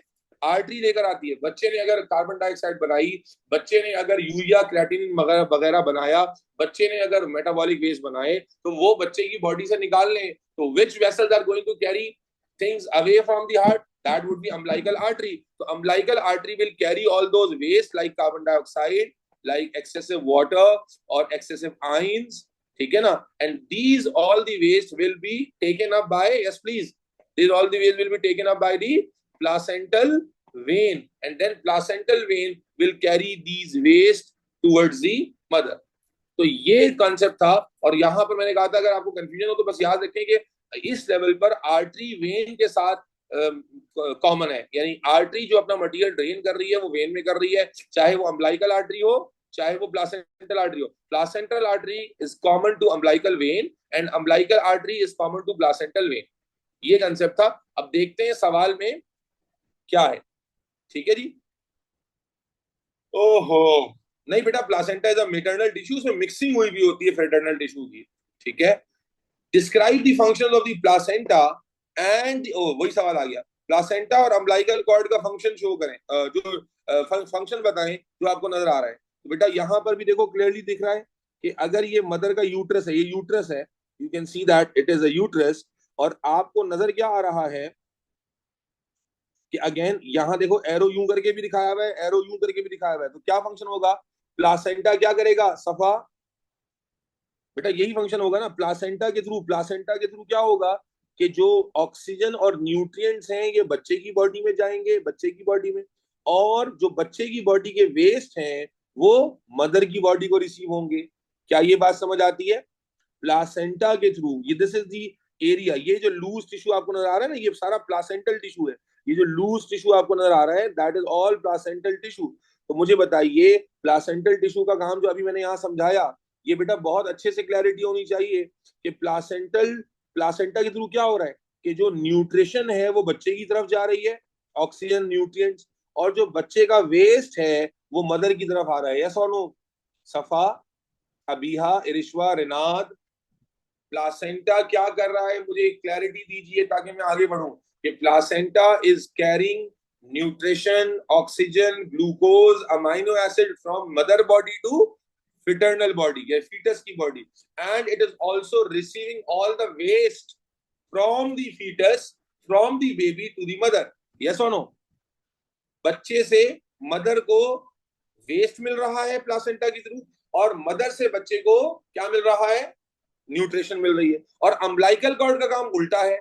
अम्बिलिकल कॉर्ड का काम क्या है कि अम्बिलिकल कॉर्ड बच्चे को, अम्बिलिकल कॉर्ड के थ्रू जो न्यूट्रिशन मदर से आ रही है वो बच्चे की बॉडी को मिल रही है, और अम्बिलिकल कॉर्ड ही के थ्रू जो वेस्ट बॉडी बना रही है बच्चे की वो मदर की बॉडी की तरफ जा रहा है। असल में अम्बिलिकल कॉर्ड प्लासेंटा को कनेक्ट करती है। तो प्लासेंटा जो न्यूट्रिशन लेकर आ रहा है उसे आप देखें ना, अम्बिलिकल कॉर्ड में अम्बिलिकल आर्टरी और वेन रिसीव कर रही है। तो हम ये कह सकते हैं कि अम्बिलिकल कॉर्ड में जो अम्बिलिकल वेन होती है वो रिसीव करती है वो न्यूट्रिशन जो प्लासेंटा के थ्रू आ रही है, और इस न्यूट्रिशन को बच्चे तक ले जाती है। और जो अम्बिलिकल आर्टरी होती है वो वेस्ट लेकर आती है और उस वेस्ट को प्लासेंटल वेन में ड्रेन कर देती है। यस और no? Let me write this, इसको मैं ऐसे लिख लेता हूं, जगह ज्यादा है। Let me write it this way कि प्लासेंटा, ये अच्छा रिवीजन हो गया ना, ये सवाल बहुत दिनों से आया भी नहीं था, तो अच्छा रिवीजन हो गया बेटा, उम्मीद है कि आपको याद रहेगा। तो प्लासेंटा का पहला फंक्शन क्या बताया मैंने? Carries nutrients and oxygen from mother, चलो मदर कर लो उसको,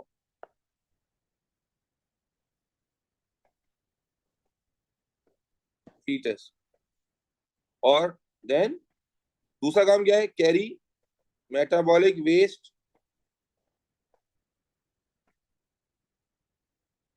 like carbon dioxide, etc., from fetus to mother. Umbilical cord का क्या काम है? उल्टा काम है। बताओ बेटा, पार्टिसिपेशन नहीं हो रही तुम लोगों की तरफ से। अम्बिलिकल कॉर्ड का क्या काम है? सिर्फ यस नो चल रहा है, पार्टिसिपेशन किधर गई? अम्बिलिकल कॉर्ड का काम उल्टा है, कैरीज, बोलो बेटा, metabolic waste from fetus to placenta and carries nutrients from placenta to fetus. Is that clear? Placenta से आगे कौन लेके जाएगा? Umbilical cord. Is that clear? और फिर यहां पर मैंने वो याद दिलाया, ये डायग्राम भी एमसीक्यू में बहुत आती है कि प्लासेंटा में जो प्लासेंटल आर्टरी है वो किस में ड्रेन होती है? अम्बिलिकल वेन में। और जो अम्बिलिकल आर्टरी है वो किस में ड्रेन होती है बेटा? प्लासेंटल वेन में।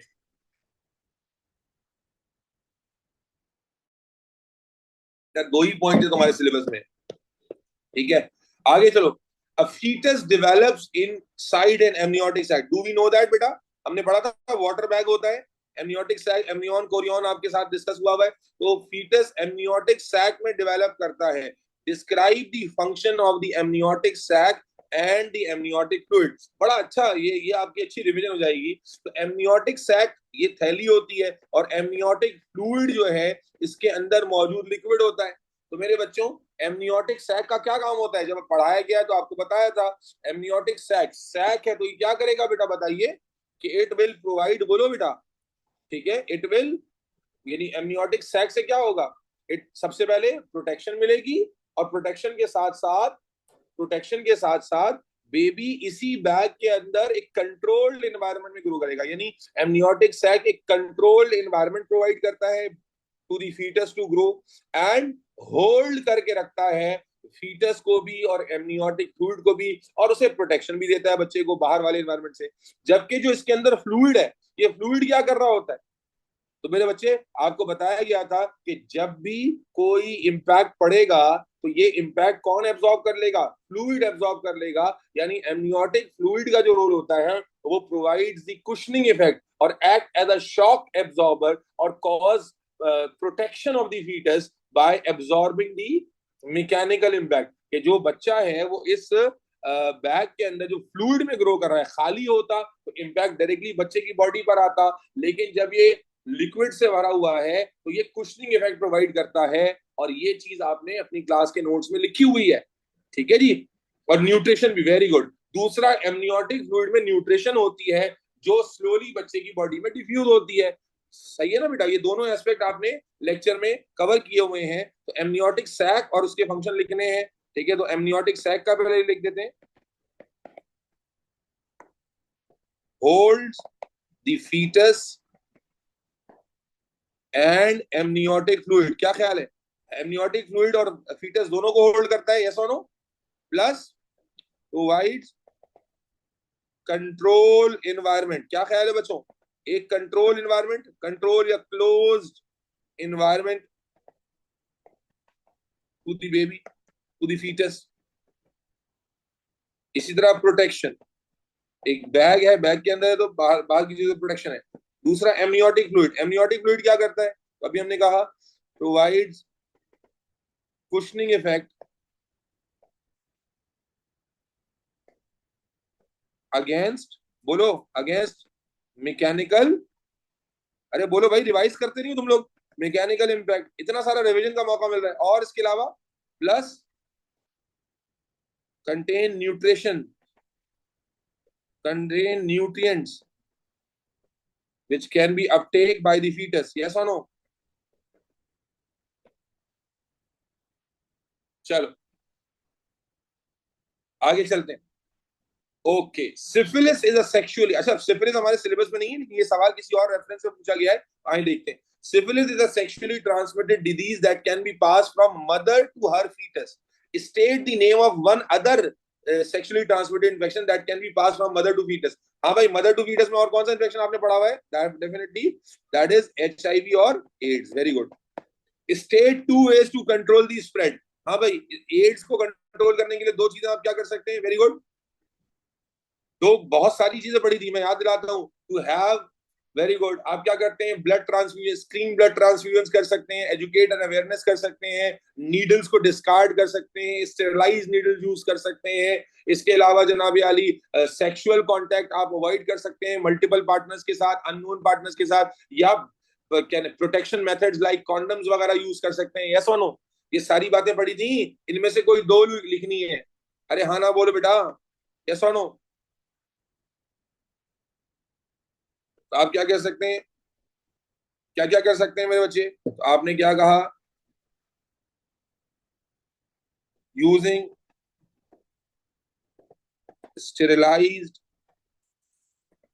सर्जिकल इंस्ट्रूमेंट्स या नीडल्स, ये एक हो सकता है, screen blood transfusion,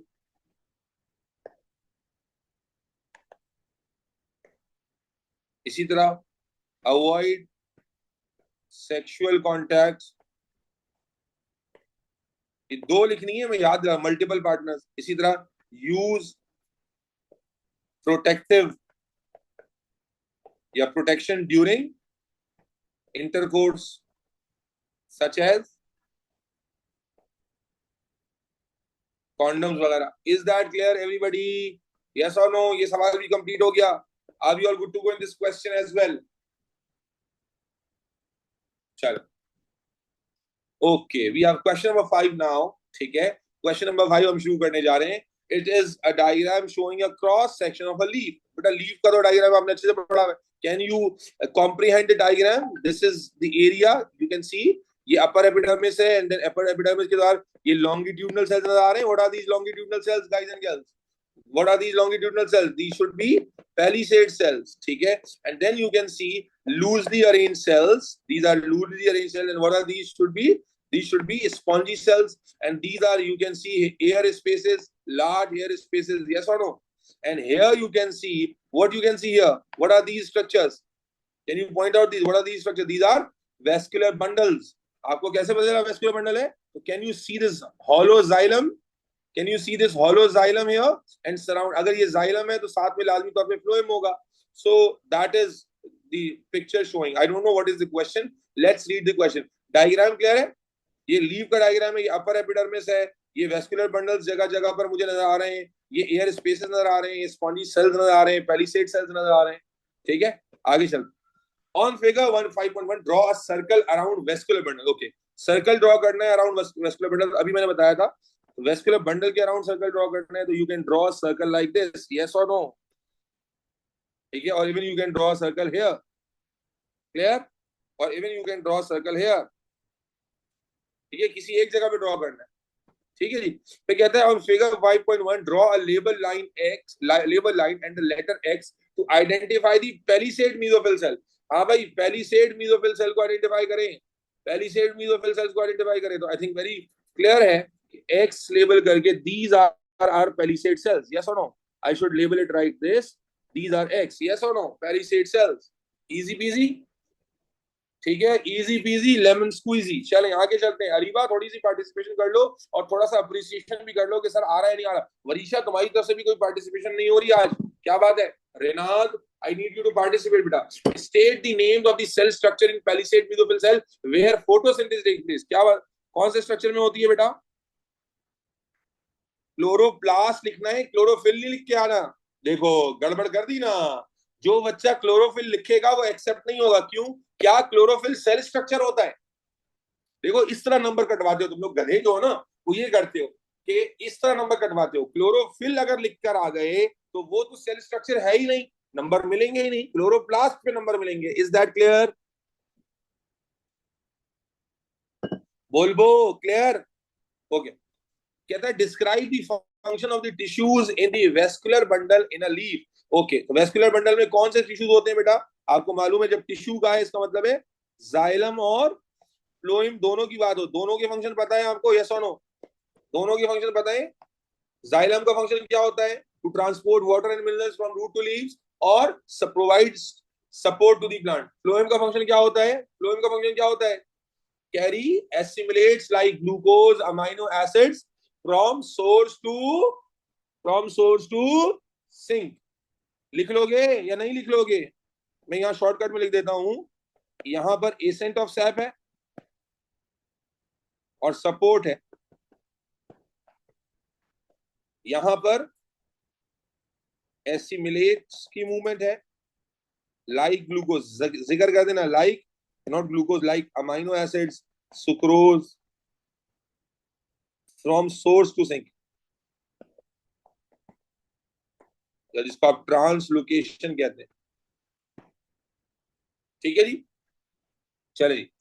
the leaf shown in figure 5.1 is a form of aquatic plant. Okay, ये एक्वेटिक प्लांट है। अच्छा, मुझे लग भी रहा था एक्वेटिक प्लांट है।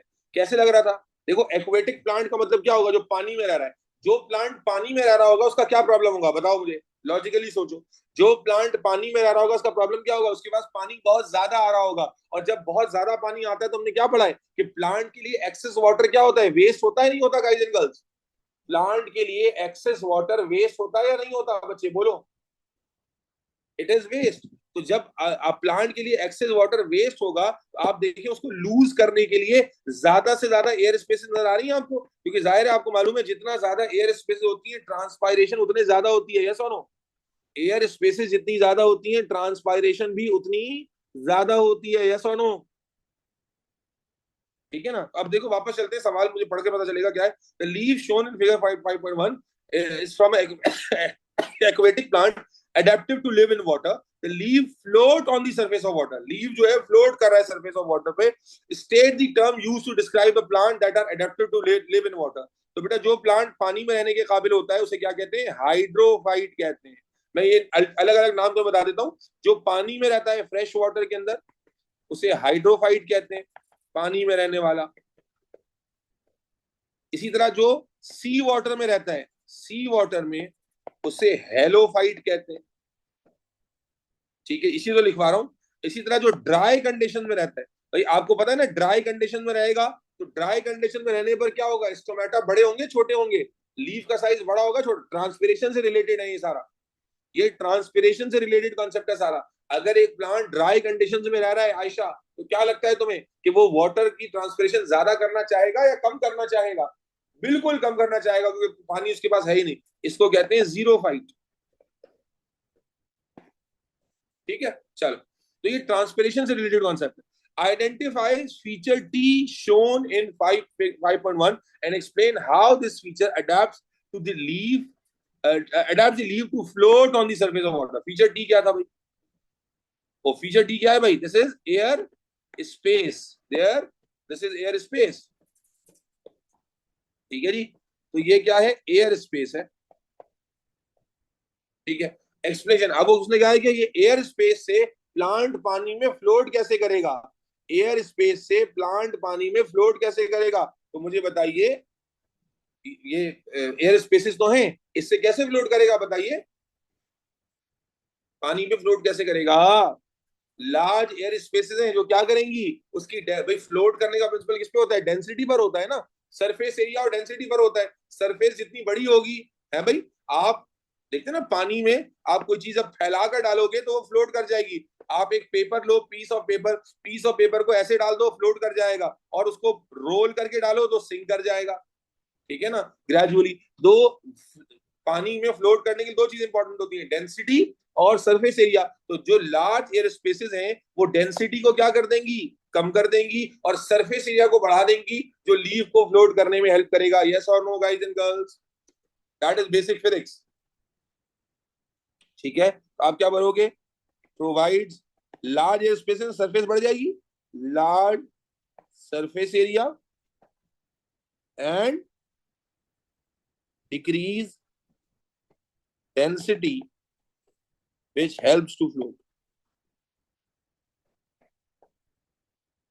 चलो, explain one other adaptation of this group of aquatic plant. हाँ भाई, एक और एडेप्टेशन बताइए इस ग्रुप ऑफ प्लांट में। मुझे बताइए कि मेरे बच्चे, जो प्लांट्स एक्सेसिव वाटर में हैं, they need to lose water, they need to lose water like hello.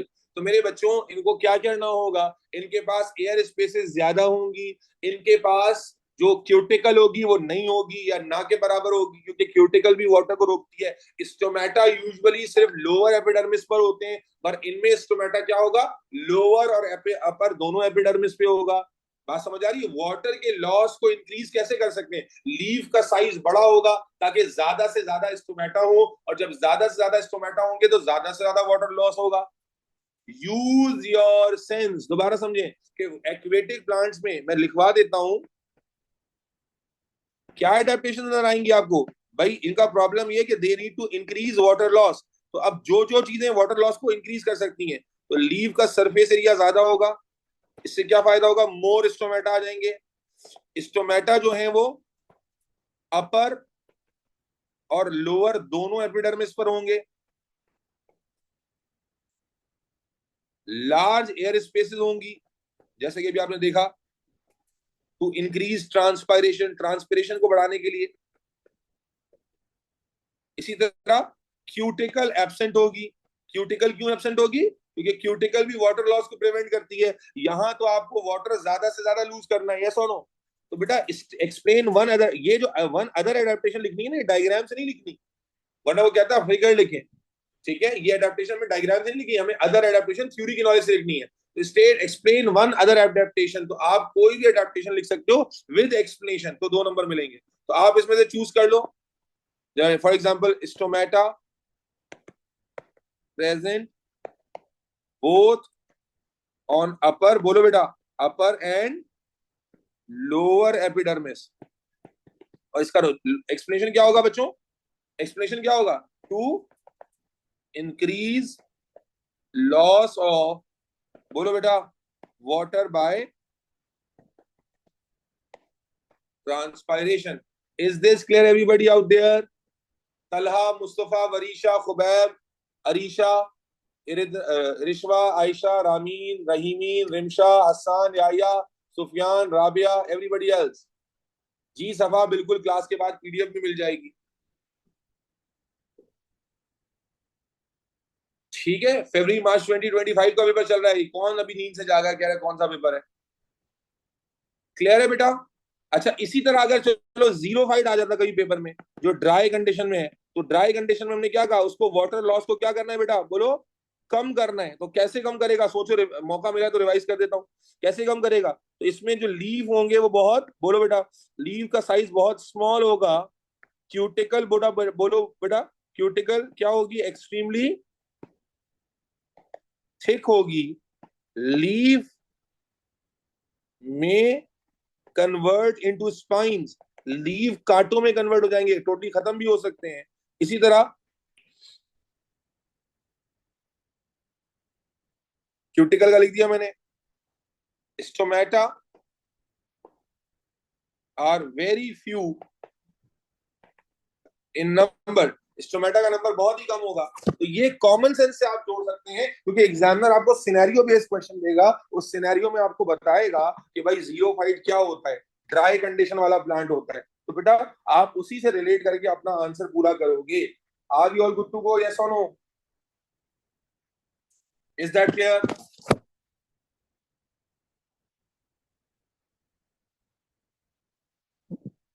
ठीक है भाई, आगे चलें। ये क्वेश्चन भी बच्चों कंप्लीट हो गया। I think now we are heading towards last question.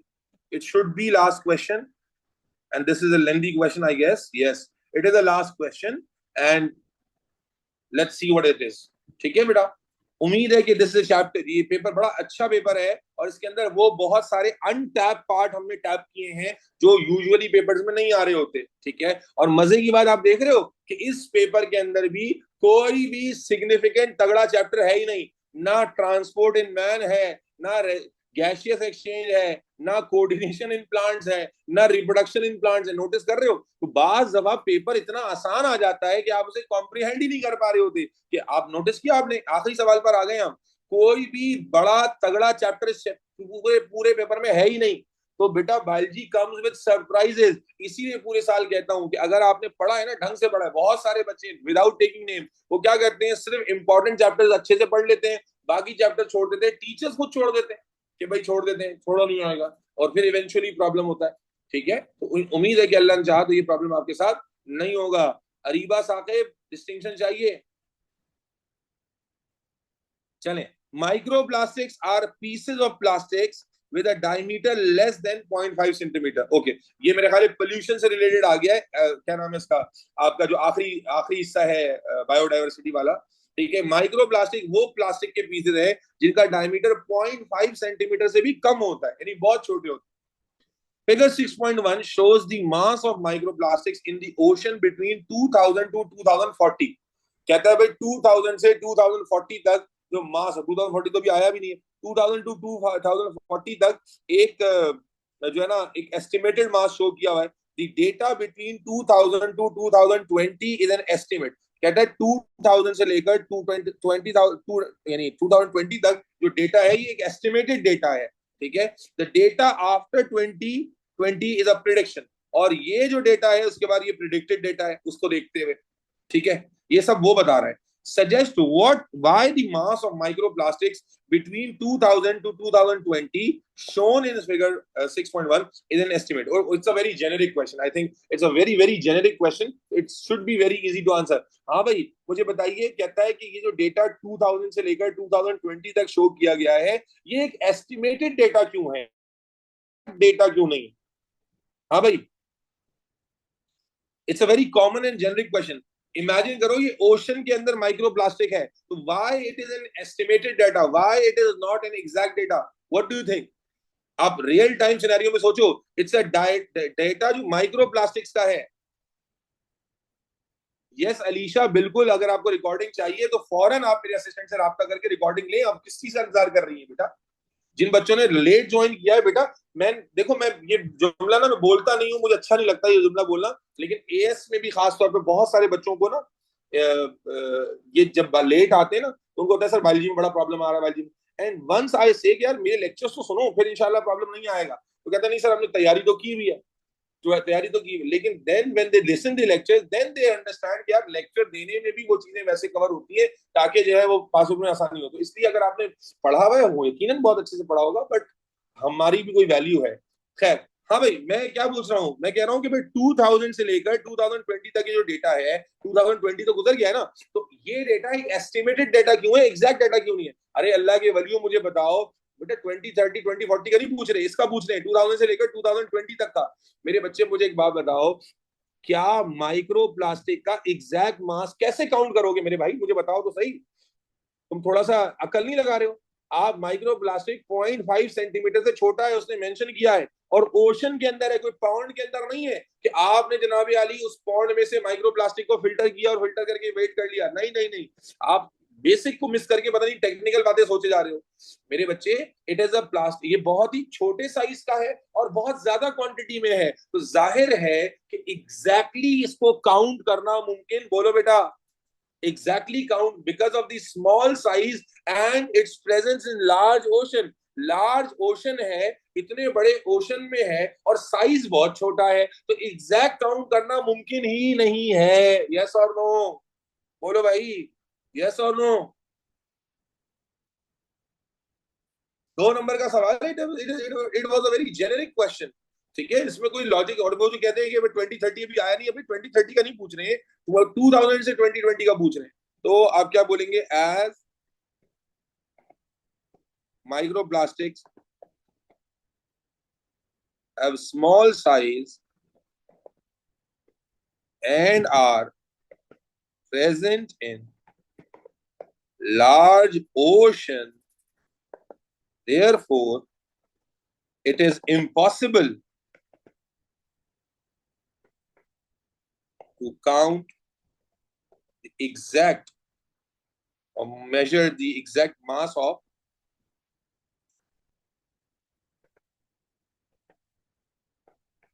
microplastics। Are you all good to go? Ayesha, मसला करते हैं, चलो मैं तुम्हारा कॉन्फिडेंस बढ़ा देता हूं, अगर ऐसे क्वेश्चन ने मसला किया छोड़ देना। 2 नंबर कटने से ना तुम्हारी डिस्टिंक्शन खतरे में आएगी और ना ही तुम्हारा ए स्टार लूज होगा। और क्या कह सकता हूँ? ठीक है, it was a very generic question. Yes, बहुत सारे बच्चों को जेनेरिक क्वेश्चन प्रॉब्लम करते हैं, क्योंकि वो बच्चे जो बहुत ज्यादा थ्योरी ओरिएंटेड बच्चे होते हैं ना, जो हर चीज को थ्योरी से सोचते हैं, और बहुत सारे बच्चे जो ओवर थिंकिंग में जाते हैं, उन सबका ये कॉमन प्रॉब्लम होता है कि they are not able to come out of the theory. sometimes the question is very easy and it's a generic question. It is a question related to maths or physics or common sense. But because their mind is too much involved in theory, they are not able to relate that to theory. And that is why sometimes they struggle. So that's totally why you will not have such questions more than 3 or 5 marks. So अगर गलत भी हो गया, that's totally fine. चलें. अरे नहीं बेटा, मैं जनरल बात कर रहा हूँ. इंशाल्लाह क्रैक कर लेंगे. चलें आगे चलते हैं बेटा. Using figure 6.1 calculate the predicted percentage increase in the mass. बेटा परसेंटेज इंक्रीज का सवाल पहले भी आ चुका है, मैंने पहले भी कराया है. 2000 से 2040 के दरमियान परसेंटेज इंक्रीज कैलकुलेट करना है. तो परसेंटेज इंक्रीज कैसे कैलकुलेट करते हैं? Initial value, final value minus initial value divided by initial value. तो देखो इनिशियल वैल्यू क्या है? What is the initial value here? ये 0 है, ये 0.5 है. तो what is this value guys and girls?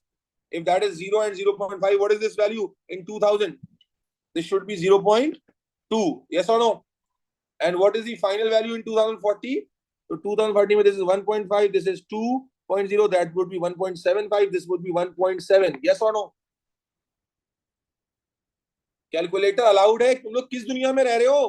कि कौन से बच्चे हो तुम लोग यार? फिजिक्स केमिस्ट्री का पेपर बगैर कैलकुलेटर के देकर आ गए हो क्या? फिजिक्स केमिस्ट्री में कैलकुलेटर अलाउड होता है. क्या नाम है, बायोलॉजी में कैलकुलेटर अलाउड होता है. कैलकुलेटर छोड़ के चले जाओगे क्या? अल्लाह के वली, क्या बातें कर रहे हो तुम लोग? तो बेटा कैसे परसेंटेज कैलकुलेट करेंगे बताइए? That would be simply percentage increase. कैसे निकालोगे? Percentage increase would be calculated as 1.7 minus 0.2 divided by 0.2. Is that clear? Yes और नो? Is that clear? बताओ आंसर क्या आ रहा है? Final value minus initial value divided by initial value. ये तो फिजिक्स मैथ में कैलकुलेट करते रहते हो ना. वरीशा आंसर बताओ क्या आ रहा है बेटा? और परसेंटेज में निकालना है तो मल्टीप्लाई बाय 100 भी कर लेना. परसेंटेज निकालना है ना, परसेंटेज इंक्रीज है जी. कितना आ रहा है भाई? 100 आ रहा है आंसर. आंसर क्या आ रहा है? आंसर बताओ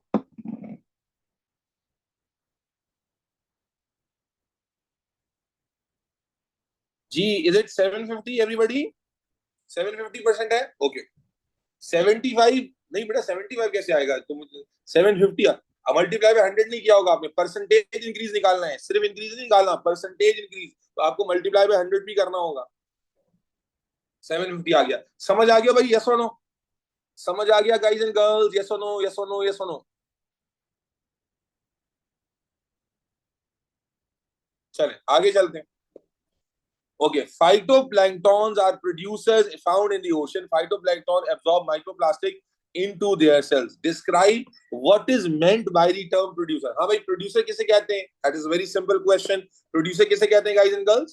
Producer is an organism which can, बोलो बेटा, which can make their own food using energy from sunlight. Or those organisms which can produce their own food by the process of photosynthesis. Yes or no? वो organism जो photosynthesis के process से अपनी food, अपनी nutrition को खुद बना सकते हैं. यस और नो? चले जी. क्या लिखते हैं? ऑर्गेनिजम्स. एक बच्चा कह रहा है सर परसेंटेज 100% में से होती है. अबे परसेंटेज 100% में होती है. परसेंटेज इंक्रीज तो 100% ज्यादा होता है ना. हो सकता है ना, अगर मेरे पास 100 रुपए थे, मैंने 100 रुपए लगा के 1000 रुपए का प्रॉफिट बना लिया, तो मेरी परसेंटेज 100% थोड़ी होगी भाई. ऑर्गेनिज्म दैट कैन, तुम लोग की बेसिक्स भी हिले हुए मैथ फिजिक्स के यार, क्या कर रहे हो तुम लोग? That can produce their own food by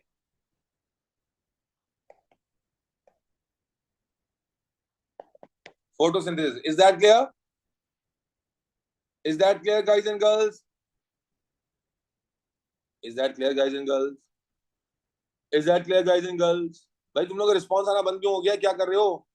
Sufiyan, Hiba, Yahya, Varisha, नेमल, Abdul Hadi बच्चे, रामीन, रमीसा, अबीहा, आयशा, इरिशवा. ठीक है चलो. Go back up a second. बोलो बेटा. आयशा बोलो.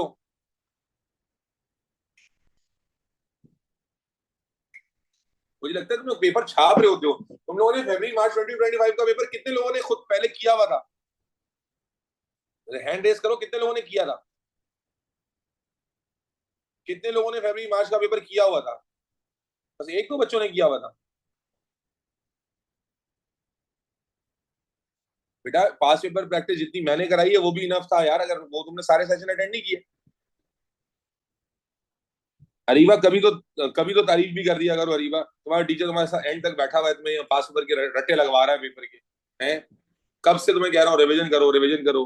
अगर ग्रेड दिया है ना अरीबा, ओहो, सेशन अटेंड किए हैं और रिवीजन किया है तो बस हो जाएगा इंशाल्लाह। सिलेबस कंप्लीट होना चाहिए। अगर सिलेबस जो है वो, अगर सिलेबस आपका कंप्लीटेड नहीं है लर्निंग, फिर अल्लाह हाफिज है आपका, अल्लाह खैर करे। चलो आगे आ जाओ। Figure 6.2 show the shearwater bird. Okay, bird दिखाया हुआ है। Shearwater bird feed on fishes in the ocean. ठीक है, ये फिशेस खाता है। कहता है suggest how microplastics can end up in consumers such as she shearwater water बर्ड्स। हाँ भाई मुझे बताइए। ठीक है, बताइए बेटा। माइक्रो प्लास्टिक्स को अगर ये खा लेगा तो क्या होगा भाई, बताओ। Suggest how microplastic can end up in consumer such as shearwater bird. अगर शेयर वाटर बर्ड जैसे कंज्यूमर्स माइक्रो प्लास्टिक को खाने लगेंगे तो इसका नतीजा क्या होगा, बताइए।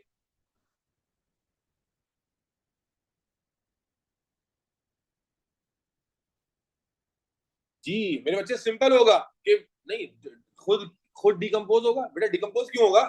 आपको पता है कि जो माइक्रो प्लास्टिक्स हैं, जो प्लास्टिक्स हैं, वो डिकम्पोज नहीं होते। तो क्या होगा, जो आपके अगर इस तरह के कंज्यूमर्स अक्यूमुलेट करेंगे, कंज्यूम करेंगे माइक्रो प्लास्टिक्स को, तो अगेन माइक्रो प्लास्टिक उनके अंदर अक्यूमुलेट करेगा और अक्यूमुलेट करके उनको चोक कर सकता है। तो इस तरह के कंज्यूमर्स अगर खाना शुरू कर देंगे, क्योंकि देखो माइक्रो प्लास्टिक को डाइजेस्ट करने की एबिलिटी किसके पास है, जो शुरू में बताया उसने, फाइटोप्लैंक्टॉन्स। कहा था अभी जिक्र आया था ना, ये फाइटोप्लैंक्टॉन्स के बाद they can absorb micro plastics.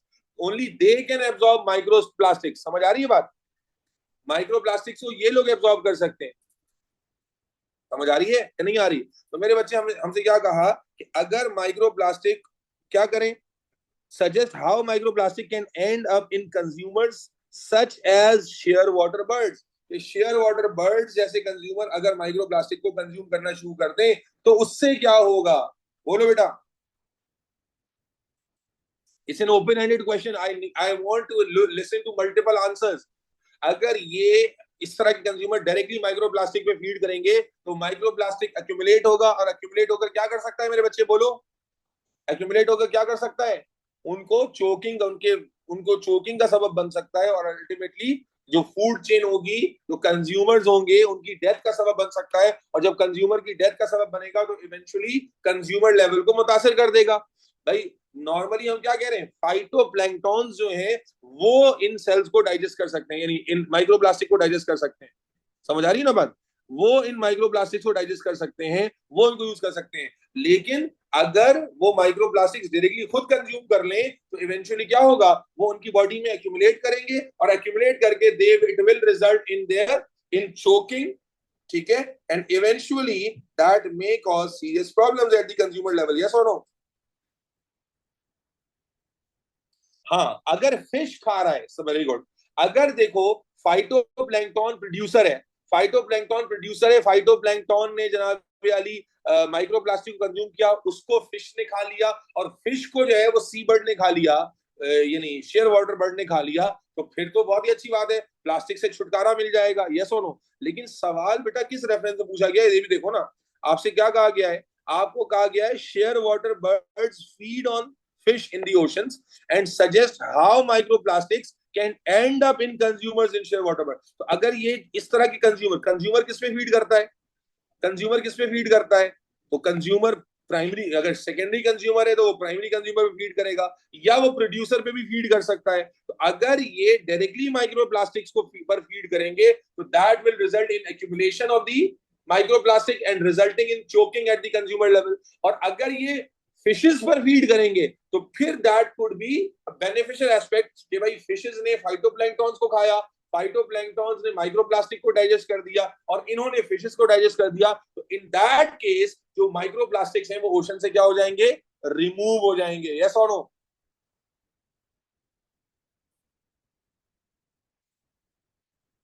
तो दो यहाँ एस्पेक्ट्स कवर हो रहे हैं। पहला एस्पेक्ट, अगर ये डायरेक्टली माइक्रोप्लास्टिक को कंज्यूम करें बेटा I need everybody to clear, मैं यहाँ दो एस्पेक्ट्स हैं, दो नंबर इसीलिए दिए गए हैं। अगर माइक्रो प्लास्टिक्स को ये being a consumer direct consume करें तो डायरेक्ट कंजम्पशन से क्या होगा, एक्यूमुलेशन होगी और चोकिंग हो जाएगी। और अगर ये फिशेस को कंज्यूम करें जिन्होंने माइक्रोप्लास्टिक को कंज्यूम किया हुआ है, तो ultimately how they will get into the birds and not problem caused by microplastic. Isn't the question asking how microplastic get into the birds?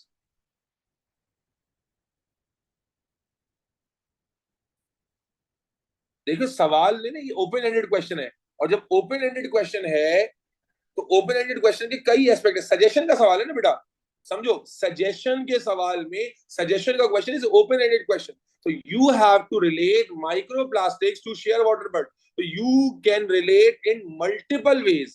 You can relate it in direct consumption of the microplastic, you can relate in के ये fishes phytoplankton पे feed करेंगी और phytoplankton microplastics यानी phytoplankton microplastics को digest करेंगे, fishes microplastic पे feed करेंगे और ये फिशेस पे फीड करेंगे, तो that is another way to relate it. Suggestion का क्वेश्चन तो बेटा ओपन एंडेड हो जाते हैं ना, you have to have a logical aspect. समझ आ रही है बात या नहीं आ रही है?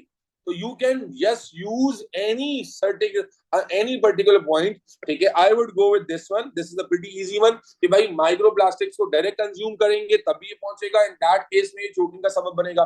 और अगर फिशेस के थ्रू जा रहा है तो that can and in a good way किस लिहाज से कि जो ओशन से माइक्रोप्लास्टिक है ये रिमूव हो जाएगा, यस और नो? ओशन से माइक्रोप्लास्टिक क्या हो जाएगा, रिमूव हो जाएगा।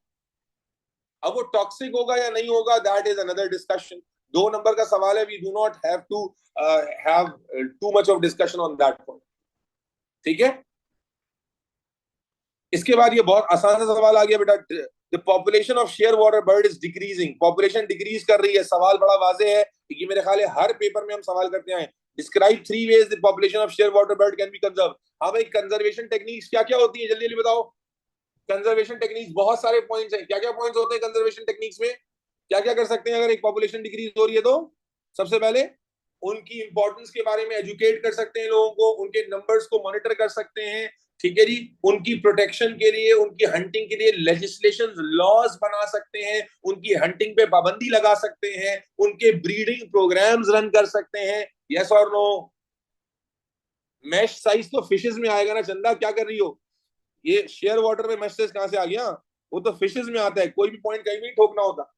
दोबारा समझो क्या कहा हमने, 3 वेज जिससे हम जो है वो इनको कंजर्व कर सकते हैं इन बर्ड्स को। तो हम क्या कहेंगे कि भाई इनको इनके इनके इंपॉर्टेंस के बारे में एजुकेट करना है लोगों को, इनको प्रोटेक्ट, इनकी हंटिंग पर पाबंदी लगानी है या उसके लिए कानून बनाने हैं, ब्रीडिंग सीजन में हंटिंग नहीं करनी है। इसके अलावा जनाब अली इनके ब्रीडिंग प्रोग्राम्स रन करने हैं, ठीक है जी। और इनके मॉनिटर्स, इनके नंबर को मॉनिटर करना है, ठीक है। तो ये बहुत सारे तरीके हो सकते हैं, मैं रैंडमली लिख देता हूं। Ban their hunting, legislations or rules for hunting, breeding programs,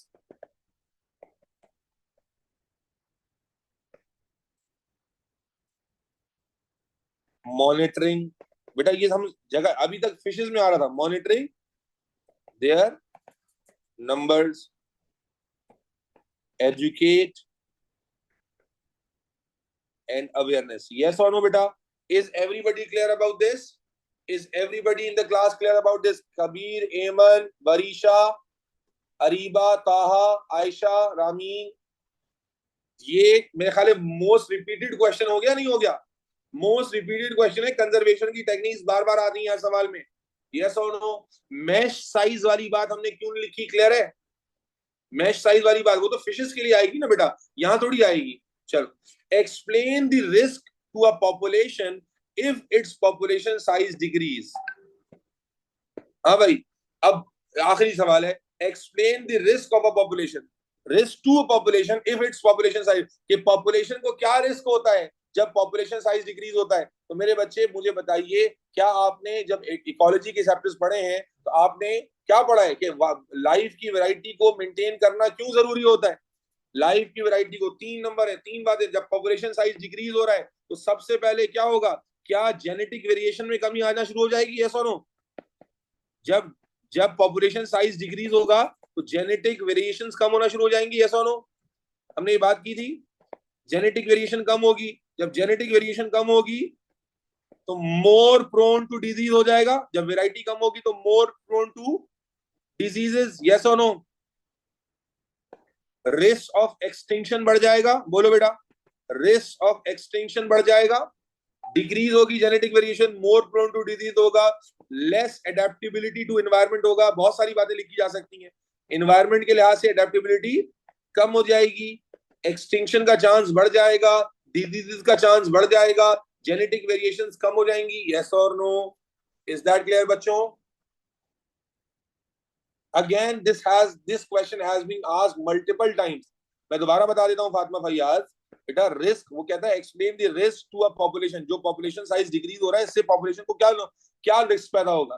तो जब पॉपुलेशन कम होती जा रही है, जब बड़ी पॉपुलेशन होती है तो उसमें जेनेटिक वेरिएशन ज्यादा होती है। और ये बात हम नेचुरल सिलेक्शन में भी पढ़ चुके हैं कि जब किसी पॉपुलेशन में वैरायटी कम होती जाती है, जब मैंने सेक्सुअल और एसेक्सुअल रिप्रोडक्शन का डिफरेंस बताया था तभी बताया था कि जब जेनेटिक वैरायटी कम होती चली जाती है तो जब एक ही जैसे ऑर्गेनिज्म पैदा हो रहे होते हैं, जब ऑर्गेनिज्म मर रहे हैं, पॉपुलेशन साइज डिक्रीज हो रहा है, तो जेनेटिक वेरिएशन कम हो रही है, जिसकी वजह से now they are more prone to diseases, now they are more less adaptable to the environment, and therefore their population size will continue to decrease and they may be pushed towards the verge of extinction, yes or no?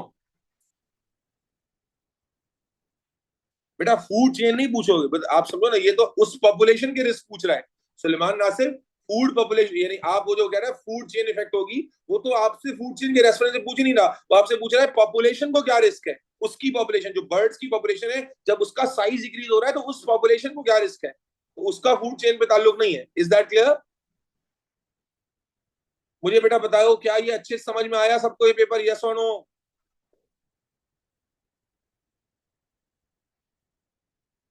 ठीक है, I think this paper was a very good paper because we were able to tap multiple aspects जो कि normally very easy होते हैं लेकिन normally under discussion नहीं आ रहे होते। तो मैं ये पीडीएफ अभी शेयर कर रहा हूँ। I just want to say best of luck for your tomorrow's paper of physics I guess, and then inshallah taala we will have another session tomorrow where I'll be trying to just go through several topics very quickly. Those who want to have the revision they can attend, those who don't want please do not attend. I always prefer to have self study, तो इसलिए self study is something जो कि आपको ज्यादा जरूरी है करना। अगर सेल्फ स्टडी आप नहीं कर रहे तो वो फिर आपको फायदा ही नहीं देगा। ओव्यूलेशन का चांस किस तरह पता चलता है, आपने इस तरह का कुछ एक्सप्लेन कर दिया था बेटा। ओव्यूलेशन का चांस नहीं, वो मैंने बताया था कि ओव्यूलेशन से पहले क्योंकि तीनों हार्मोन्स के लेवल मैक्सिमम होते हैं तो बॉडी का टेम्परेचर थोड़ा बढ़ जाता है, तो इसलिए वो पता चलता है कि ओव्यूलेशन होने वाली है। ट्रीट इंशाल्लाह रिजल्ट के बाद दूंगा, जब रिजल्ट के बाद आप अपने रिजल्ट खुद से बताएंगे और तो इंशाल्लाह फिर पूरे ग्रुप को इकट्ठा करके एक जगह पर इंशाल्लाह कोई दावत कर देंगे। ठीक है, अपना बहुत सारा ख्याल रखें। अब मैं इसकी वीडियो शेयर कर देता हूँ। कल जब आप फिजिक्स का पेपर देकर आ जाएंगे तो सो जाइएगा और उठने के बाद इंशाल्लाह ताला फिर आपने अपनी रिवीजन शुरू करनी है। अपना बहुत सारा ख्याल रखें, ठीक है। और मेरी बहुत सारी दुआएं हैं, अल्लाह ताला आप लोगों की हिफाजत फरमाए और आपको कामयाबी अता फरमाए। ठीक है जी। जी हाँ, अगस्त में ट्रीट होगी, अब पता चलेगा कौन कितना जेन्युइन स्टूडेंट था और कौन सिर्फ काम निकालू स्टूडेंट था कि जैसे ही बैच खत्म हुआ उसने फिर सर से राब्ता ही बंद कर दिया। वो पता चलेगा इन कौन अच्छे स्टूडेंट थे और कौन वैसे काम चला होते। कैटल फार्म की लोकेशन, चले जी, कैटल फार्म में जिन्होंने हमारे पास से परचेजिंग करनी है बिल्कुल वो मुझसे व्हाट्सएप पर रब्ता करें, इंशाल्लाह ताला आपको बता दूंगा कैटल फार्म की लोकेशन।